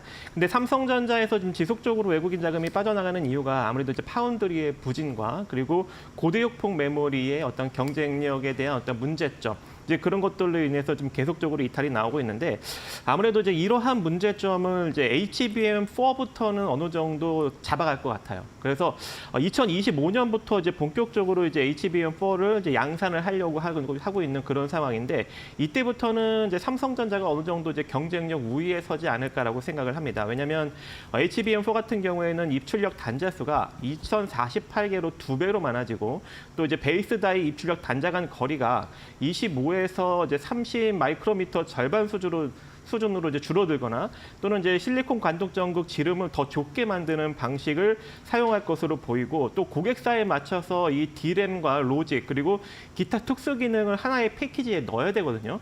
그런데 그러기 위해서는 이 파운드리 공정과 그리고 메모리 공정을 동시에 진행을 해야 되는데 이제 그것을 이제 유일하게 할 수 있는 회사가 삼성전자밖에 없지 않겠습니까? 그래서 SK 하이닉스는 이제 TSMC와 협업으로 이제 하겠다라고 하고 있는데 어차피 그건 협업이고 한 회사로 하는 게 상당히 좀 경쟁력이 있기 때문에 아무래도 한 11월 중순부터는 외국인 수급이 다시 유입되면서 삼성전자도 올라갈 수 있는 여력은 있지 않을까 개인적으로 생각을 하고 있습니다. 결국에 외국인 수급이 들어와야 된다 이렇게 말씀을 하시는 것 같습니다. 삼성전자 쪽으로 수급이 빨리 들어와서 전체 코스피가 좀 올라가기를 저희도 함께 바라보겠고요. 일단 반도체 관련 이슈 함께 짚고 왔습니다. 그렇다면 오늘 시장에서 또 주목받고 있는 이슈들 어떤 것들이 있을까요? 이어서 신민영 앵커가 전해드립니다. 네, 마켓무버입니다. 넷플릭스가 시장 예상치를 뛰어넘는 실적을 공개했습니다. 이번 분기 실적이 3분기 실적이 호조를 보였습니다. 여기에 가입자도 증가세가 지속이 됐는데요. 특히 월 6.99달러의 광고 기반 구독자 수에 점차 확대되고 있다는 점이 특징적이었습니다. 광고 기반 구독자 수, 이 멤버십 수가 전 분기 대비 35%나 급증한 것으로 확인이 됐습니다. 넷플릭스 이번 가입자, 총 가입자 수가 전 세계 수준에서 봤을 때 507만 명 증가했고요. 매출의 경우에도 98억 2,500만 달러를 기록하면서 전년 동기 대비 15% 증가세를 보였습니다. 주당 순이익 EPS의 경우에도 5.4달러 기록하면서 매출과 가입자 수, 주당 순이익 모두 월가의 예상치를 소폭 상회하게 됐습니다. 이번 3분기에 흥행작이 꽤 많았는데요. 흥행했던 작품들 중에 한국 작품의 지분도 꽤 컸습니다. 영화 무도설무관과 넷플릭스 예능인 흑백 요리사가 흥행에 성공했습니다. 시청 수를 봤을 때 무도설무관이 영화 3,280만 뷰를 기록했고요. 흑백 요리사의 경우에도 1,100만 뷰를 기록하면서 비영업권의 프로그램 중에서 눈에 띄는 성과를 보였습니다. 여기에 4분기 실적도 맑을 것으로 보이는데요. 다음 장으로 넘어가 보겠습니다. 넷플릭스 4분기 실적 전망치 넷플릭스 측에서 제공한 수치를 보면 매출이 101억 3천만 달러 기록하면서 전년 동기 대비 14%가량 증가할 것으로 기대가 되고 있습니다. 주당 순이익 EPS 경우에도 4.23달러 수준이 될 것으로 보입니다. 일단 4분기에는 또 우리나라 작품인 오징어 게임 2가 기다리고 있습니다. 넷플릭스 전체 프로그램 중에서 가장 많은 시청자 수를 역대로 보유하고 있는 프로그램이기 때문에 기대감을 더 받아가고 있는 상황입니다. 4분기를 넘어서 신규 회원이 확대되고 또 가격 인상 효과로 내년도 매출도 올해 전망치 대비해서 11에서 13%가량 성장할 것으로 기대가 되고 있고요. 18일부터 스페인과 이탈리아에서 가격을 인상할 예정이고 또 4분기 말에는 브라질에서 저렴한 요금제 중 하나를 단계적으로 폐지할 예정이라고 전했습니다. 이에 따른 요금 인상 효과가 4분기부터 나타날 것이다라는 전망 나타나고 있는 상황입니다. 4분기 실적 개선 효과 그리고 K 콘텐츠의 흥행이 계속해서 이어질 수 있을지 시장은 주목하고 있습니다. 지금까지 마켓무버 함께하셨습니다. 네, 이어서 오늘 또 가지고 오신 기업들 하나하나 살펴보도록 하겠습니다. 가장 첫 번째로는 서플러스 글로벌입니다. 박근호 이사님께서 가지고 오셨는데 현재 4% 가깝게 상승 탄력 받아가고 있습니다. 어떻게 보고 계신가요? 네. 어떤 기업인지 먼저 설명을 좀 드려야 될 것 네. 같아요. 반도체 장비 쪽이라고 이제 보시면 될 것 같은데 반도체 장비를 실질적으로 이제 만드는 기업은 아니고요. 얼마 전에 좀 소개를 한번 시켜드리긴 했었는데 반도체 장비를 이제 리딩 그룹이라고 우리가 보통 얘기하죠. 삼성전자, 하이닉스, 마이크론 이런 그룹들에서 어떤 장비 교체를 하거나 아니면 선단 공정으로 인해서 장비들을 이제 이동을 할 때 그런 필요 없는 장비들을 한마디로 이제 사서 이제 파는 그런 기업이라고 보시면 될 것 같은데 글로벌 1위라고 얘기를 하고 있습니다만은. 당연히 글로벌 1위가 될 수밖에 없는 게 우리나라 삼성전자, 하이닉스 장비가 가장 많이 나오기 때문에 당연히 글로벌 1위를 할 수밖에 없는 상황이고 이 기업이 이제 어떤 식으로 사업을 하냐면 쉽게 말씀을 드리면 한 1,000억 원짜리 장비다라고 그러면 그게 이 서플러스 글로벌이 사올 때 한 200억 정도에 사온다라고 그래요. 그럼 이거는 이제 어떤 기업들한테 그냥 약간 수리나 보수를 해서 팔기도 하지만 이 공정에서 우리는 이 장비가 필요한데 요런 것들이 좀 안 맞는다라고 하면 서플러스 글로벌이 그걸 또 수정까지 해서 이제 판매까지 할 수 있는 기술력도 갖고 있는 기업입니다. 이 기업을 보실 때 가장 큰 체크 포인트는 뭐냐면 물론 연간 판매 대수도 한 3,000대 정도로 굉장히 많이 판매가 이루어지긴 합니다만은 바로 중국이죠. 작년에는 일본 법인이 굉장히 좋았다라고 하면은 중국 이제 왜 중국을 주목을 해야 되냐면 미국이 이제 중국 쪽의 첨단 장비서부터 ASML도 실질적으로 올해 3분기까지의 매출의 50%가 이제 중국에서 나왔다라고 얘기를 하고 있는데 미국이 제재하기 전에 땡겨서 이제 먼저 구매를 한 측면이 좀 큰 부분이라고 보시면 될 것 같고요. 지금 현재 중국에서 올해만 장비가 거의 250억 달러 정도 구매를 했다라고 그래요. 반도체 회사들이. 근데 이 서플러스 글로벌의 ASML 장비도 많이 갖고 있지만 우리가 보통 레거시 장비라고 얘기를 하는 장비들은 더 이상 장비 회사들이 생산을 하지 않거든요. 그래서 기존에 있던 구형 장비들을 조금 더 수정 보완해서 중국 쪽에서의 수요가 굉장히 크고 또 미국에서 장비를 제재를 하는데 서플러스 글로벌은 괜찮냐라고 얘기를 할 수도 있습니다만은 중고 장비는 미국 제재에서 제외가 되기 때문에 전혀 문제가 없다라고 보시면 될 것 같습니다. 최근에 이번 주 들어서 조금 관심을 좀 갖고 있는 상황인데 거래량도 늘어나고 차트를 혹시 잠깐 좀 봐도 될까요? 네. 일봉 차트는 말고 좀 약간 크게 월봉 차트로 한번 봐보도록 하겠습니다. 일단 뭐 2022년도서부터 월봉 차트예요. 작년 올해까지 좀 뭐라고 그래야 될까 하방 경직성을 갖고 있는 가격대가 있는데 그게 바로 지금 가격대죠. 지금 가격대 오면은 바로 반등을 주고 우리가 이제 연 차트, 월 차트긴 합니다만은 우리가 보통 이게 삼각 수렴 형태라고 그래서 이제 위에 저항과 아래 지지를 모았을 때 한 곳으로 이제 수렴이 되면 변곡점에서 좀 시세가 크게 나온다라고 우리가 보통 기술적 분석에서 그렇게 얘기를 하고 있는데 자리도 좋고요. 거래량도 좀 많아지고 있는 그동안의 가장 큰 문제는 기업의 내용이나 어떤 그런 부분들이 아니라 시장에서 좀 관심도가 좀 줄어들어서 거래량이 굉장히 적었었는데 이번 주 들어서 거래량이 상당히 조금 늘고 있는 점은 고무적이라고 생각을 해서 반도체를 좋게 안 보는데 왜 반도체냐. 빛이 있으면 또 뭐 그림자가 있는 거겠죠. 중국 쪽에서 굉장히 좋은 성과가 있을 것으로 예상을 하고 있어서 서플러스 글로벌로는 한번 관심 있게 골라봤습니다. 네, 반도체 장비 쪽에 이제 약간 당근 마켓 같은. 그렇죠. 정확한 약간, 표현입니다. 네. 그런 건데 네네. 일단 미국에서는 계속해서 중국의 반도체 쪽에 제한을 걸고 있는 그쵸. 상황입니다. 엔비디아도 역시나 마찬가지로 뭐 칩 현재 중국에 못 팔고 중국에 팔 반도체 따로 만들고 있는데도 불구하고 네, 사실 네. 그런 거는 화웨이 쪽에서 다 가지고 가고 있는 상황이고 그런 상황 속에서 사실 수혜를 받을 수 있는 기업 서플러스 글로벌이다. 시장에서 주목을 받지 못해서 주가는 크게 탄력을 받지 못했지만 앞으로 좀 주목을 해볼 만하다라는 의견으로 저희 정리해보고 가도록 하겠고요. 이어서 두 번째 기업 만나보도록 하겠습니다. 박정식 파트너님께서 가지고 오셨어요. 랩지노믹스입니다. 오늘 10% 넘게 상승 탄력을 받아가고 있고 3,955원대까지 서치가 나왔습니다. 어떻게 보고 계십니까?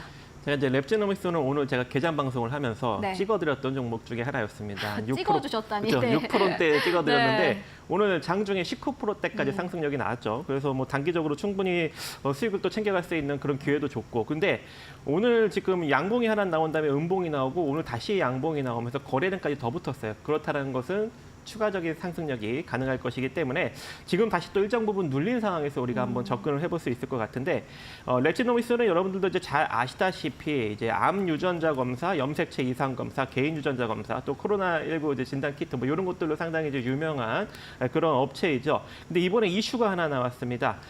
지난해 하반기에 미국 이제 QDX 회사를 인수하면서 미국에서 이제 여러 가지 암 진단이나 이제 감염성 PCR 진단을 하고 있는 어떤 그런 회사를 이제 인수를 하면서 한 개의 지역을 좀 확보를 했고 또 이번에 IMD라는 회사를 이제 추가적으로 인수를 하면서 미국 서부 지역의 3개의 이 클리아 랩을 추가적으로 확보를 해서 총 4개의 이제 랩을 확보를 했습니다. 그래서 이제 미국 전역에서 이 랩지노믹스 기술력을 적용한 서비스가 이제 본격적으로 적용을 할 수 있는 그런 상황이 돼버렸고요.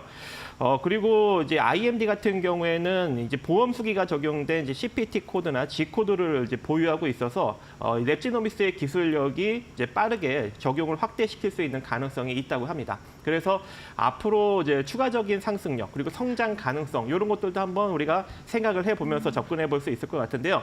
지금 이제 3,640원 정도에서 움직이고 있는데 이 가격대 이하로 우리가 분할로 한 3,500원 정도 자리까지 한번 건드려 볼 수 있을 것 같고요.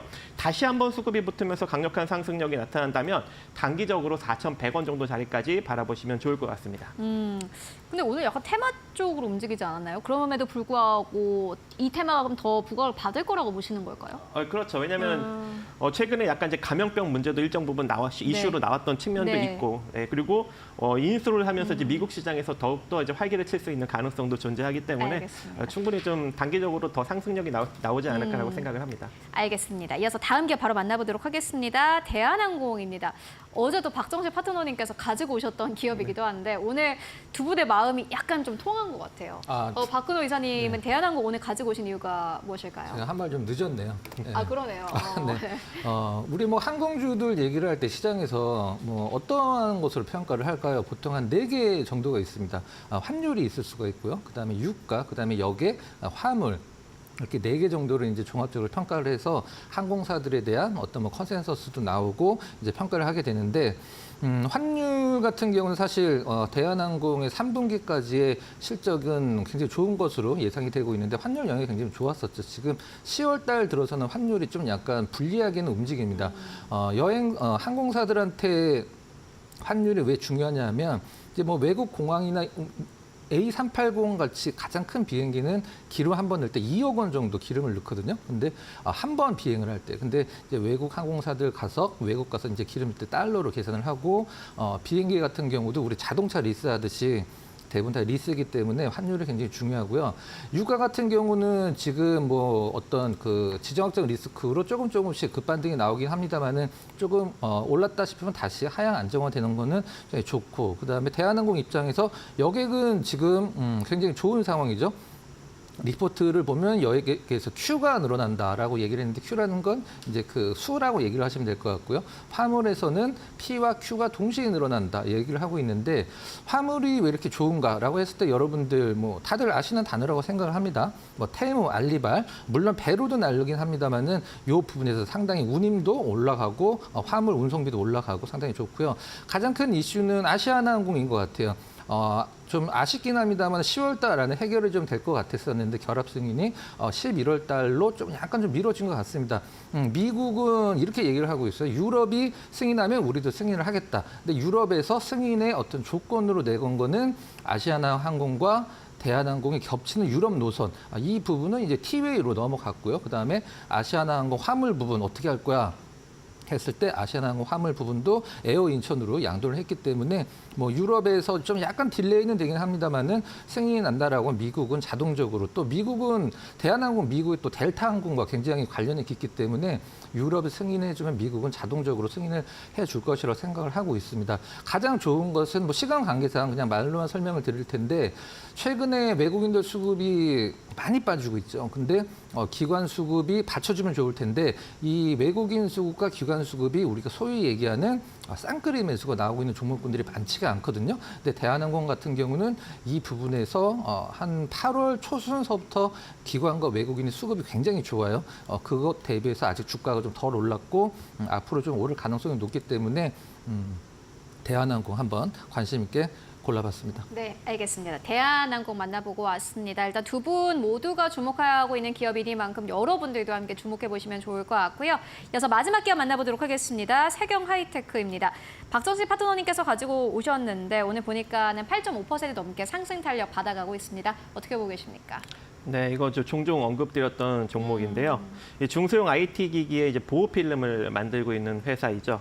2020년부터 이제 폴더블 폰 특수 보호 필름을 이제 사업으로 적용시켜서 본격적으로 빠른 성장이 나타나고 있는 상황이고 삼성 디스플레이의 이제 폴더블 폰 특수 필름을 이제 선행 개발에 참여한 업체로서 2019년부터 삼성전자 폴더블 폰에 탑재되는 특수 필름을 독점 공급을 하고 있습니다. 그래서 빠르게 성장이 나타나고 있는데 최근 주가가 좀 내려왔었죠. 근데 제가 이제 지속적으로 계속 긍정적으로 언급을 드렸던 이유가 2분기 누적으로 벌써 영업이익이 228억을 달성을 하였습니다. 전년도 영업이익이 362억인데 전년도 이제 사상 최대를 달성했는데 이제 그것을 충분히 따라잡고 넘길 수 있는 그런 가능성이 내비쳐지고 있는 상황이죠. 그래서 오늘 보니까 또 증권사에서도 스마트폰 판매 부진으로 실적 악화 우려가 있었지만 나올 악재는 다 나왔다라는 평가를 내렸습니다. 그래서 오늘 이제 60선을 돌파하기 전에 제가 이제 여러분들한테 다시 한번 언급을 드려서 단기적인 수익을 챙겨드릴까 했는데 이 장중에 올라가 버렸어요. 그래서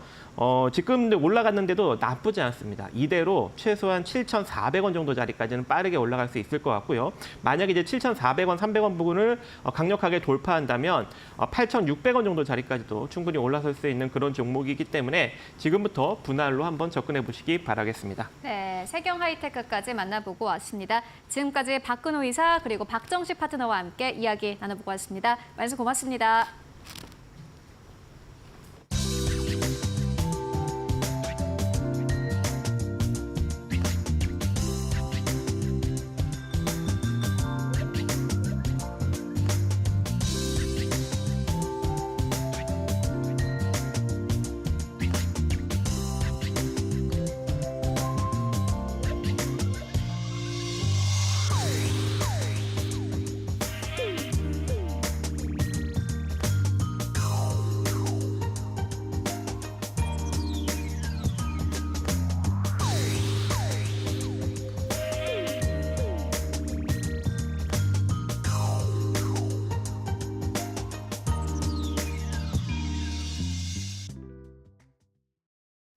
네, 마감 전략 세워보고 가도록 하겠습니다. SK증권 2000지점으로 가보도록 하겠습니다. 서영훈 차장 연결되어 있습니다. 안녕하십니까?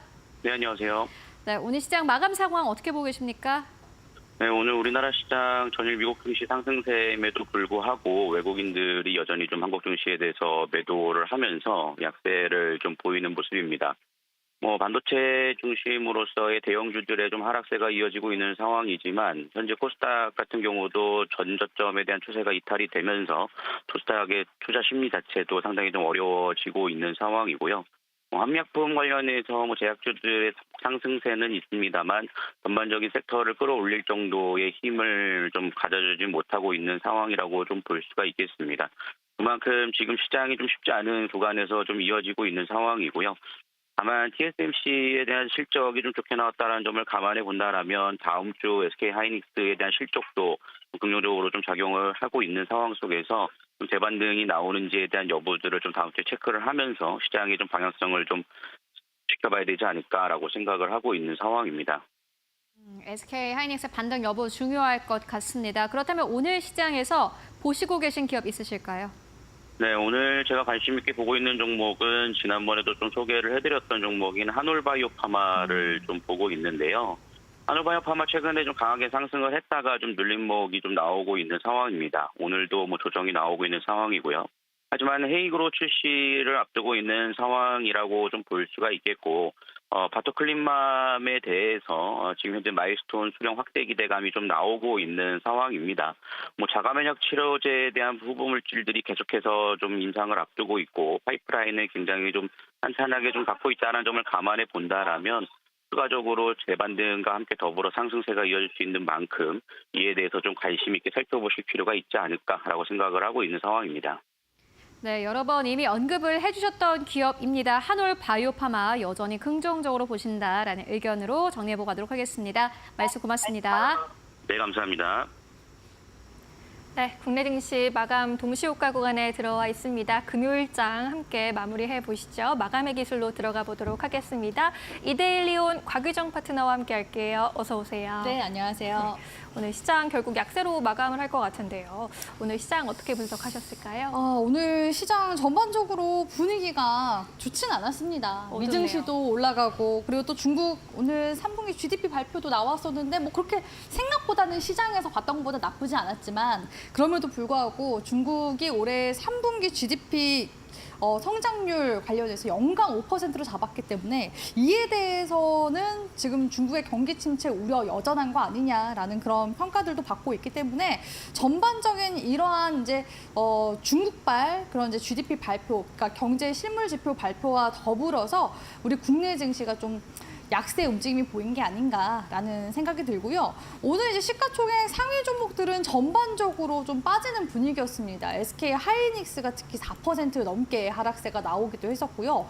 코스닥 같은 경우에는 전반적으로 시초 이제 10위권 내에 있는 종목들 흐름을 보니까 3%에서 많게는 7%까지 빠진 종목들도 있었어요. 그러니까 리노공업 7% 빠졌네요. 그렇죠. 7% 이상씩 빠진 종목들 보면 리노공업, 그리고 이제 HP, SP 꼽아볼 수 있을 것 같은데 다 장비 쪽이거든요. 네. 이번 주는 좀 전반적으로 반도체 관련해서 미국의 실적 발표 영향을 좀 받지 않았나라고 이제 볼 수 있을 것 같습니다. 네. 사실 지금 이제 우리 국내 증시에서 좀 부담이 되는 부분이 물론 이제 ASML 같은 경우에는 실적이 좀 좋지 않게 나왔고 TSMC는 당연히 좀 좋게 나왔거든요. 근데 우리나라는 아무래도 이제 ASML을 조금 더 눈치를 장비 따는 거죠. 네네 눈치를 지금 좀 보고 있기 때문에 네. 인텔도 마찬가지고 지금 전반적으로 삼성전자도 이번 3분기 잠정 실적이 그 시장 컨센서스를 또 하회하기도 했었잖아요. 그런 이제 분위기가 전반적으로 좀 침체 양상으로 지금 가는 분위기여서 네. 그나마 SK 하이닉스가 엔비디아와 TSMC로 좀 버텨주다가 오늘은 맥없이 같이 함께 동반해서 빠지는 모습이었다라고 이제 볼 수 있을 것 같고요. 네. 그렇기 때문에 이제 당분간은 계속해서 이런 반도체 섹터 관련해서 이슈나 업황 흐름은 계속해서 좀 체크는 해나가실 필요는 있습니다. 그래서 사실 이제 바닥에 다가오고 있다라는 의견들은 많이 나오고 있거든요. 그렇기 때문에 지금은 좀 버텨야 되는 시기이지 않나라고 보여지고요. 그러다 보니까 증시에 지금 전반적인 거래 대금이 없습니다. 네. 특히 10월 들어서 그런 현상이 좀 가중이 되는 분위기거든요. 그러다 보니까 이번 달 내내 그 시장 지수 자체가 힘없이 그냥 지지부진하게 횡보하는 모습만 나왔고 특히 오늘 이제 금요일장에서는 코스닥의 이러한 이제 하락세로 인해서 단기적인 방향성마저도 지금 하락 전환한 모습이 관측이 되고 있어요. 그래서 다음 주에는 다시 이와 같은 흐름을 살려줄지 그게 좀 관건이 될 것 같다라고 보여지고요. 네. 이번 주는 사실 어떻게 보면은 거진 뭐 개별 그 이슈로 움직이는 그런 수단매 장이었다라고 볼 수 있을 것 같은데 오늘 전반적으로 진단키트 관련 종목들이 움직임이 나왔습니다. WHO 쪽에서 다음 이제 팬데믹을 주의해야 될 것 같다라고 해서 이제 경고 메시지를 보냄으로써 오늘은 진단키트 종목들이 올라간 것으로 보여지는데 사실 이런 종목들이 올라간 때가 또 언제였나 싶으면 최근 증시에서 증시 하락세가 나올 때마다 뭐 그런 이제 원숭이 두창이라든지 내지는 뭐 엠폭스죠. 엠폭스 내지는 이런 코로나 관련돼서 재유행에 대한 뭐 우려 이러면서 이제 움직임이 나왔었던 종목들이 오늘 이렇게 올라간 모습을 봤을 때 정말 시장에 지금 수급이 씨가 말랐구나라는 반증이지 않았나라는 생각이 듭니다. 네. 아무쪼록 지금 아직까지 국내 증시의 불확실성으로 볼 수 있을 만한 큰 요소들이 아직 좀 남아 있는데요. 삼성전자의 그런 기술력에 대한 이제 우려감 그리고 금투세 폐지 여부도 아직까지는 시장의 불확실성으로 좀 남아 있는 만큼 계속해서 관련 이제 이슈들이 좀 명확히 나올 때까지는 시간이 좀 필요한 장세이지 않을까라고서 시장 정리 도와드리도록 하겠습니다. 네, 미국 경제는 연착륙 기대감으로 다우지수 사상 최고치를 썼는데 우리 증시의 흐름은 좀 많이 아쉬운 하루였습니다. 코스피 지수가 전일 대비 0.5%가량 하락할 것으로 보입니다. 장중에 좀 낙폭을 더 키웠습니다. 사실 출발할 때는 2618선에서 상승 출발하나 싶었는데 이내 하락 전환한 이후로 낙폭을 좀 키웠고요. 현재 2595점 선에서 기다리고 있습니다. 코스닥의 경우에도 1% 넘게 밀리고 있습니다. 현재 구간에서 1.5% 내린 753포인트에서 마감을 기다리고 있습니다. 수급 상황 보시면 코스피 시장에서 외국인들의 매수세가 오늘도 이어지면서 시장을 끌어내렸습니다. 외국인 4천억 원 이상 넘게 매도 우위를 기록하고 있고요. 개인이 3천억 원 이상의 기관의 소폭의 매수 우위 나타내고 있습니다. 코스닥 시장에서는 외국인과 기관의 동반 매도세가 확인되고 있습니다. 기관이 2천억 원 넘게 팔아치고 있고요. 외국인은 340억 원의 순 매도세, 개인만이 나홀로 2천억 원의 매수세 확인이 됩니다. 우리 시장 마감합니다.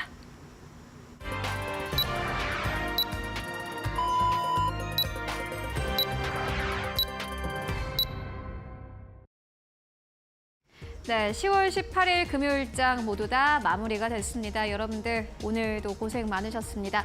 시장 대응하기가 참 어렵습니다. 시장 하락세가 지속되고 있는 상황인데 외국인 수급도 계속해서 빠져나가고 있습니다. 오늘은 이제 코스피가 2,600선을 하회를 했고요. 여기에 더불어서 외국인과 기관이 오늘 시장에서도 다시 한번 팔아치우기도 했습니다. 특히나 외국인들의 매도폭이 계속해서 커지고 있다는 게 진짜 문제가 될 것 같습니다. 특히나 상반기에 주도주였던 업종들 자체를 매도세를 나타내면서 현재 많은 개인 투자자분들이 참 시장이 이전보다 더 훨씬 어려울 것 같다라는 생각 드는데요. 그렇다면은 오늘 시장 전반적인 분위기는 어느 정도에서 마감을 했을까요? 함께 마감 상황 알아보도록 하겠습니다. 네, 오늘 단기 테마적으로 봤을 때는 STO 쪽 3.6% 넘게 상승세, 블록체인 쪽이 1% 가깝게 상승 탄력을 받았습니다. 장기 테마로 가보시면요. 엠폭스가 오늘 3.7%, 오늘 진단키트 관련 기업들 전반적으로 상승 탄력을 받았고 마이크로바이옴 쪽도 2.6% 넘게 상승 탄력을 받았습니다. 실적 테마로 가보도록 하겠습니다. PBR 관련 업종 0.4% 넘게 상승세, 에너지 업종이 강보합 수준에서 거래를 마감을 했고요. 그리고 이뿐만이 아니라 오늘 또 시장에 신규 상장한 기업이 있습니다. 바로 YJ링크인데요. 공모가 대비해서 두 자릿수 이상의 급등을 나타내면서 거래 마감했고요. 81% 이상 상승 탄력 받으면서 거래를 마감을 했습니다. 오늘도 상한가 안착한 기업들 꽤 많습니다. 넥스턴바이오, 팜스빌, 솔트웨어까지 일제히 오늘 상한가를 안착을 하면서 거래 마감했고 그리고 오늘도 신규 상장한 기업 한 가지 더 있습니다. 인스피언인데 31% 넘게 상승 탄력 받으면서 거래 마감했습니다. 오늘 하루에만 3가지 기업이 신규 상장을 했고요.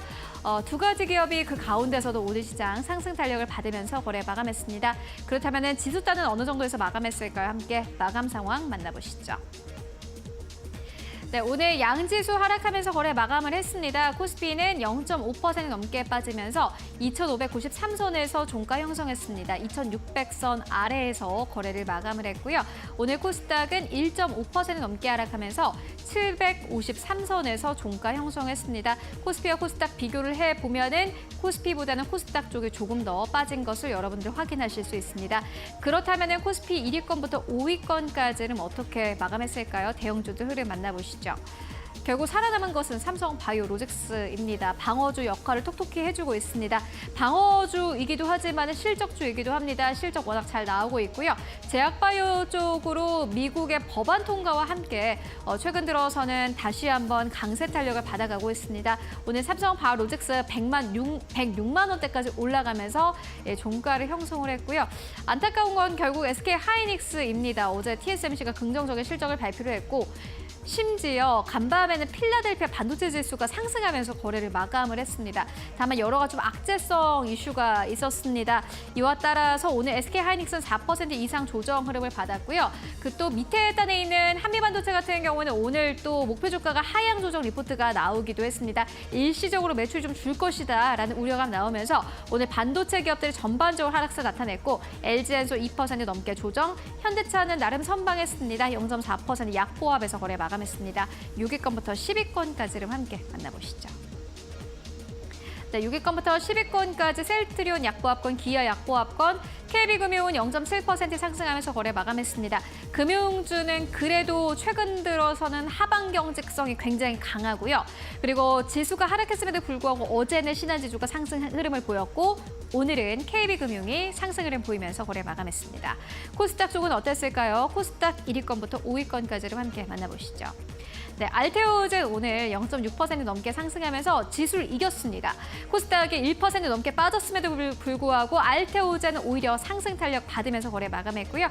에코프로 BM과 에코프로 나란히 2% 가깝게 하락세, 그리고 1% 가깝게 하락세 나왔고 HLB도 역시나 마찬가지로 지수를 이겼습니다. 전체 지수 대비해서는 사실 상승으로 봐도 무관할 정도인데 오늘 69,700원대에서 거래 마감했습니다. 어제 급락에 따라서 오늘 시장에서는 추가 하락세 없이 그래도 거래를 마감을 했고요. 리가켄바이오 약보합에서 거래 마감했습니다. 6위권부터 10위권까지를 함께 만나보시죠. 네, 6위권부터 10위권까지 엔캠이 크게 빠졌습니다. 3% 넘게 조정, 휴젤도 2.9% 넘게 조정받았습니다. 다만 휴젤은 이렇게 조정받았습니다만 수급이 괜찮았다라는 점 여러분들 확인해 보시면 좋겠고요. 삼천당제약 4% 넘게 조정세, 그리고 반도체 장비 쪽은 전반적으로 좀 빠졌습니다. 리노공업 7% 넘게 하락하면서 18만 원대에서 종가 형성했습니다. 18만 4,300원대에서 종가 형성했습니다. 네, 지금까지 마감 상황 함께 살펴보고 왔습니다. 네, 오늘도 코스피에서 외국인들의 수급 공백이 이어진 가운데 2,593포인트 선에서 2,600선을 또 내주게 된 코스피 시장이었습니다. 코스닥의 경우에도 1% 넘게 밀렸는데 다음 주에는 좀 회복을 해주어야 할 텐데요. 다음 주 전략 계속해서 함께 짜보도록 하겠습니다. 파트너님, 다음 주에는 어떤 이슈들이 좀 기다리고 있을까요?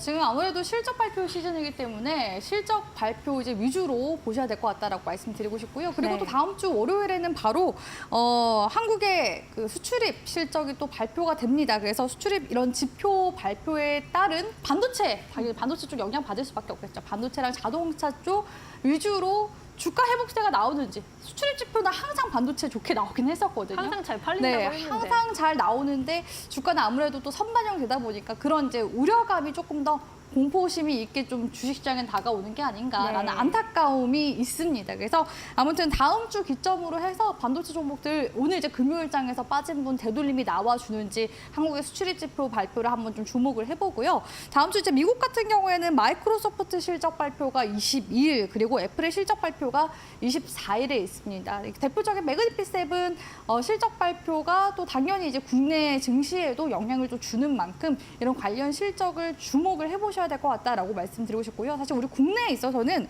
24일에 SK 하이닉스 잠정 실적이 또 발표가 나올 예정이죠. 그렇기 때문에 엔비디아 이 연합, 엔비디아부터 시작해서 TSMC, SK 하이닉스는 계속해서 사상 최고치 실적을 쏘올라 갈 것으로 지금 기대가 되고 있고 지금 이제 증권가 쪽에서의 예상 그 3분기 컨센서스를 보더라도 오히려 그 컨센서스보다도 더 잘 나올 것이다라는 그런 지금 평가를 받고 있는 중이거든요. 네. 실제로 이제 SK 하이닉스 같은 경우에는 HBM3 12단이 엔비디아 쪽에서도 블랙웰이 지금 1년치가 완판했다고 했잖아요. 네. 그만큼 선 주문 형태로 가기 때문에 역시나 그 HBM3도 마찬가지로 같이 지금 품절 대란이 일어나고 있는 그런 상황이라고 볼 수가 있을 것 같습니다. 네. 다만 이제 SK 하이닉스와 또 협업 관계를 맺고 있는 한미반도체 같은 경우에는 오늘 3분기 실적이 역대 최대치 최고치 실적을 냈음에도 불구하고 관련 이제 또 우려감이 또 들어오기도 했었는데요.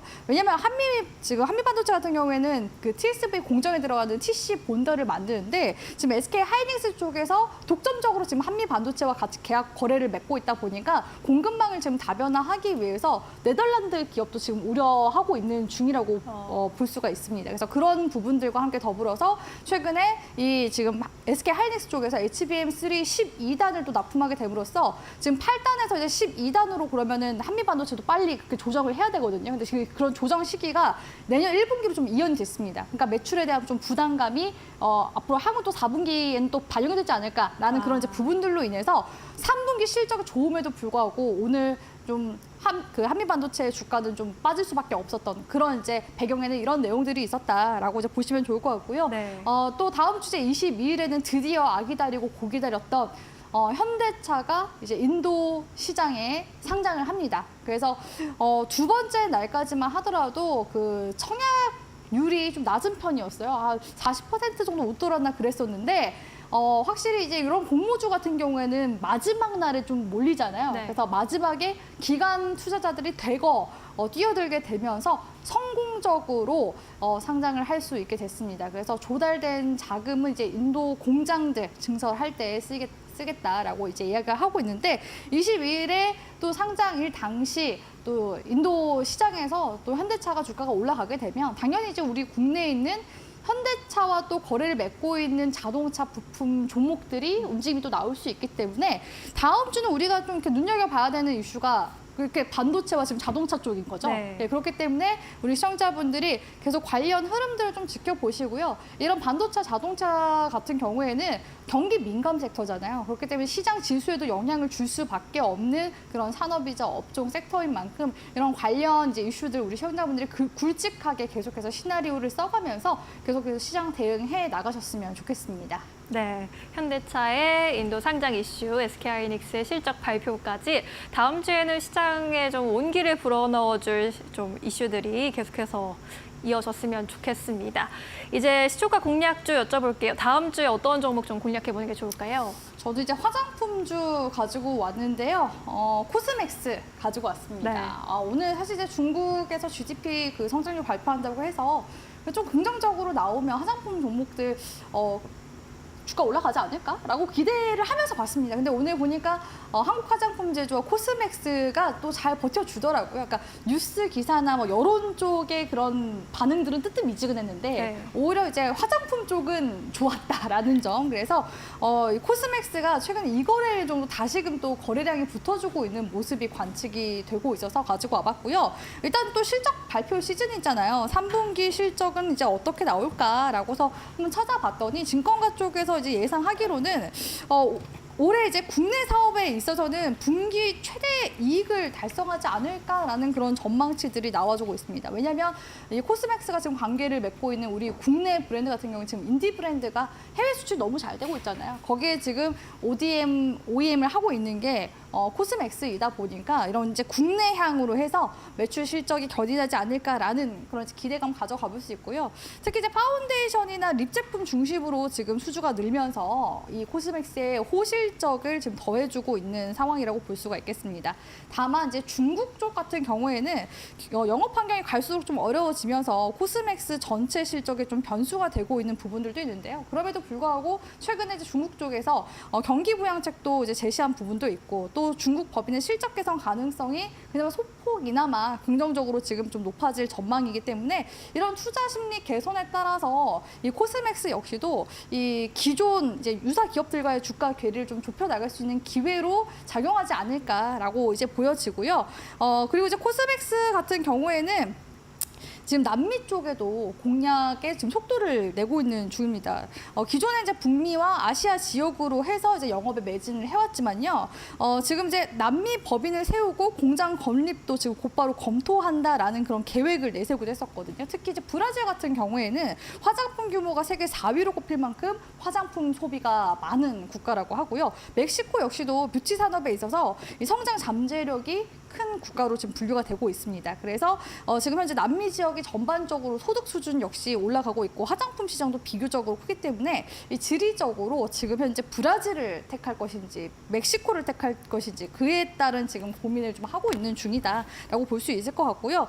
지금 이제 코스맥스 같은 경우에는 사실 고객사가 굉장히 탄탄한 편이기도 하죠. 국내외 다 합해서 고객사가 3,300여 개 정도 된다라고 볼 수 있을 것 같은데요. 그 중에서 해외 고객사가 무려 1,700개 정도 되는 이제 기업이라고 볼 수 있겠습니다. 특히나 올해는 2분기 인도네시아 법인 매출이 전년 동기에서 23% 정도 증가한 것도 긍정적으로 볼 수 있을 것 같고요. 태국 법인 역시도 지금 50% 정도 계속 증가하고 있습니다. 그래서 이렇게 계속 증가하고 있는 해외 그 법인 실적에 따른 그런 기대감과 함께 앞으로 향후에 이런 이제 신흥국 시장, 타 신흥국 시장에 진출하는 그런 성장 모멘텀을 보시면서 코스맥스 흐름 보셨으면 좋겠고요. 주가 움직임도 같이 함께 보시면은 지난 이제 9월달, 8, 9월달 기점으로 해서 조정세가 이제 얼추 이제 되돌림이 다 나와준 상황이죠. 최근 이제 근래 들어서 9월 말부터 거래량이 강하게 붙어주는 모습도 관측이 되고 있고 이 거래일 정도 다시 눌림목에서 반등 국면으로 돌아서고 있기 때문에 짧게 단기 손절 구간 잡아본다면 13만 원 구간대 기준으로 잡아볼 수 있을 것 같고요. 단기적으로 15만 원 돌파 여부 중요한데 15만 원 구간까지는 무난하게 돌파하지 않을까라고 보여져서 단기 목표가는 16만 원으로 목표가 상향해서 제시 도와드리도록 하겠습니다. 네, 화장품주에 대한 긍정적인 의견이 계속해서 들리고 있네요. 코스맥스 집어주셨습니다. 목표가 16만 원까지 대응해 보시면 좋겠습니다. 오늘 말씀 여기까지 듣겠습니다. 다음 주에 뵐게요. 고맙습니다.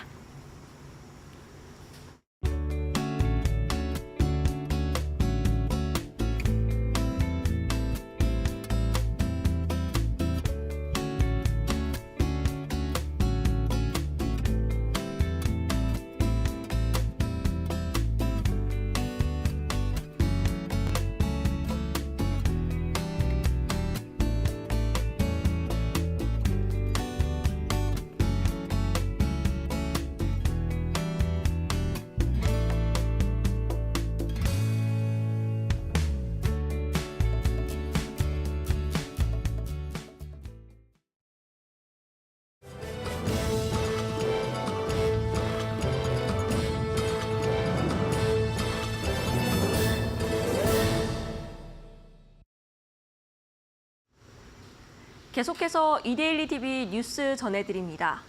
전자부품 제조업체 탐론토탈솔루션이 다음 달 코스닥 시장 상장에 도전합니다.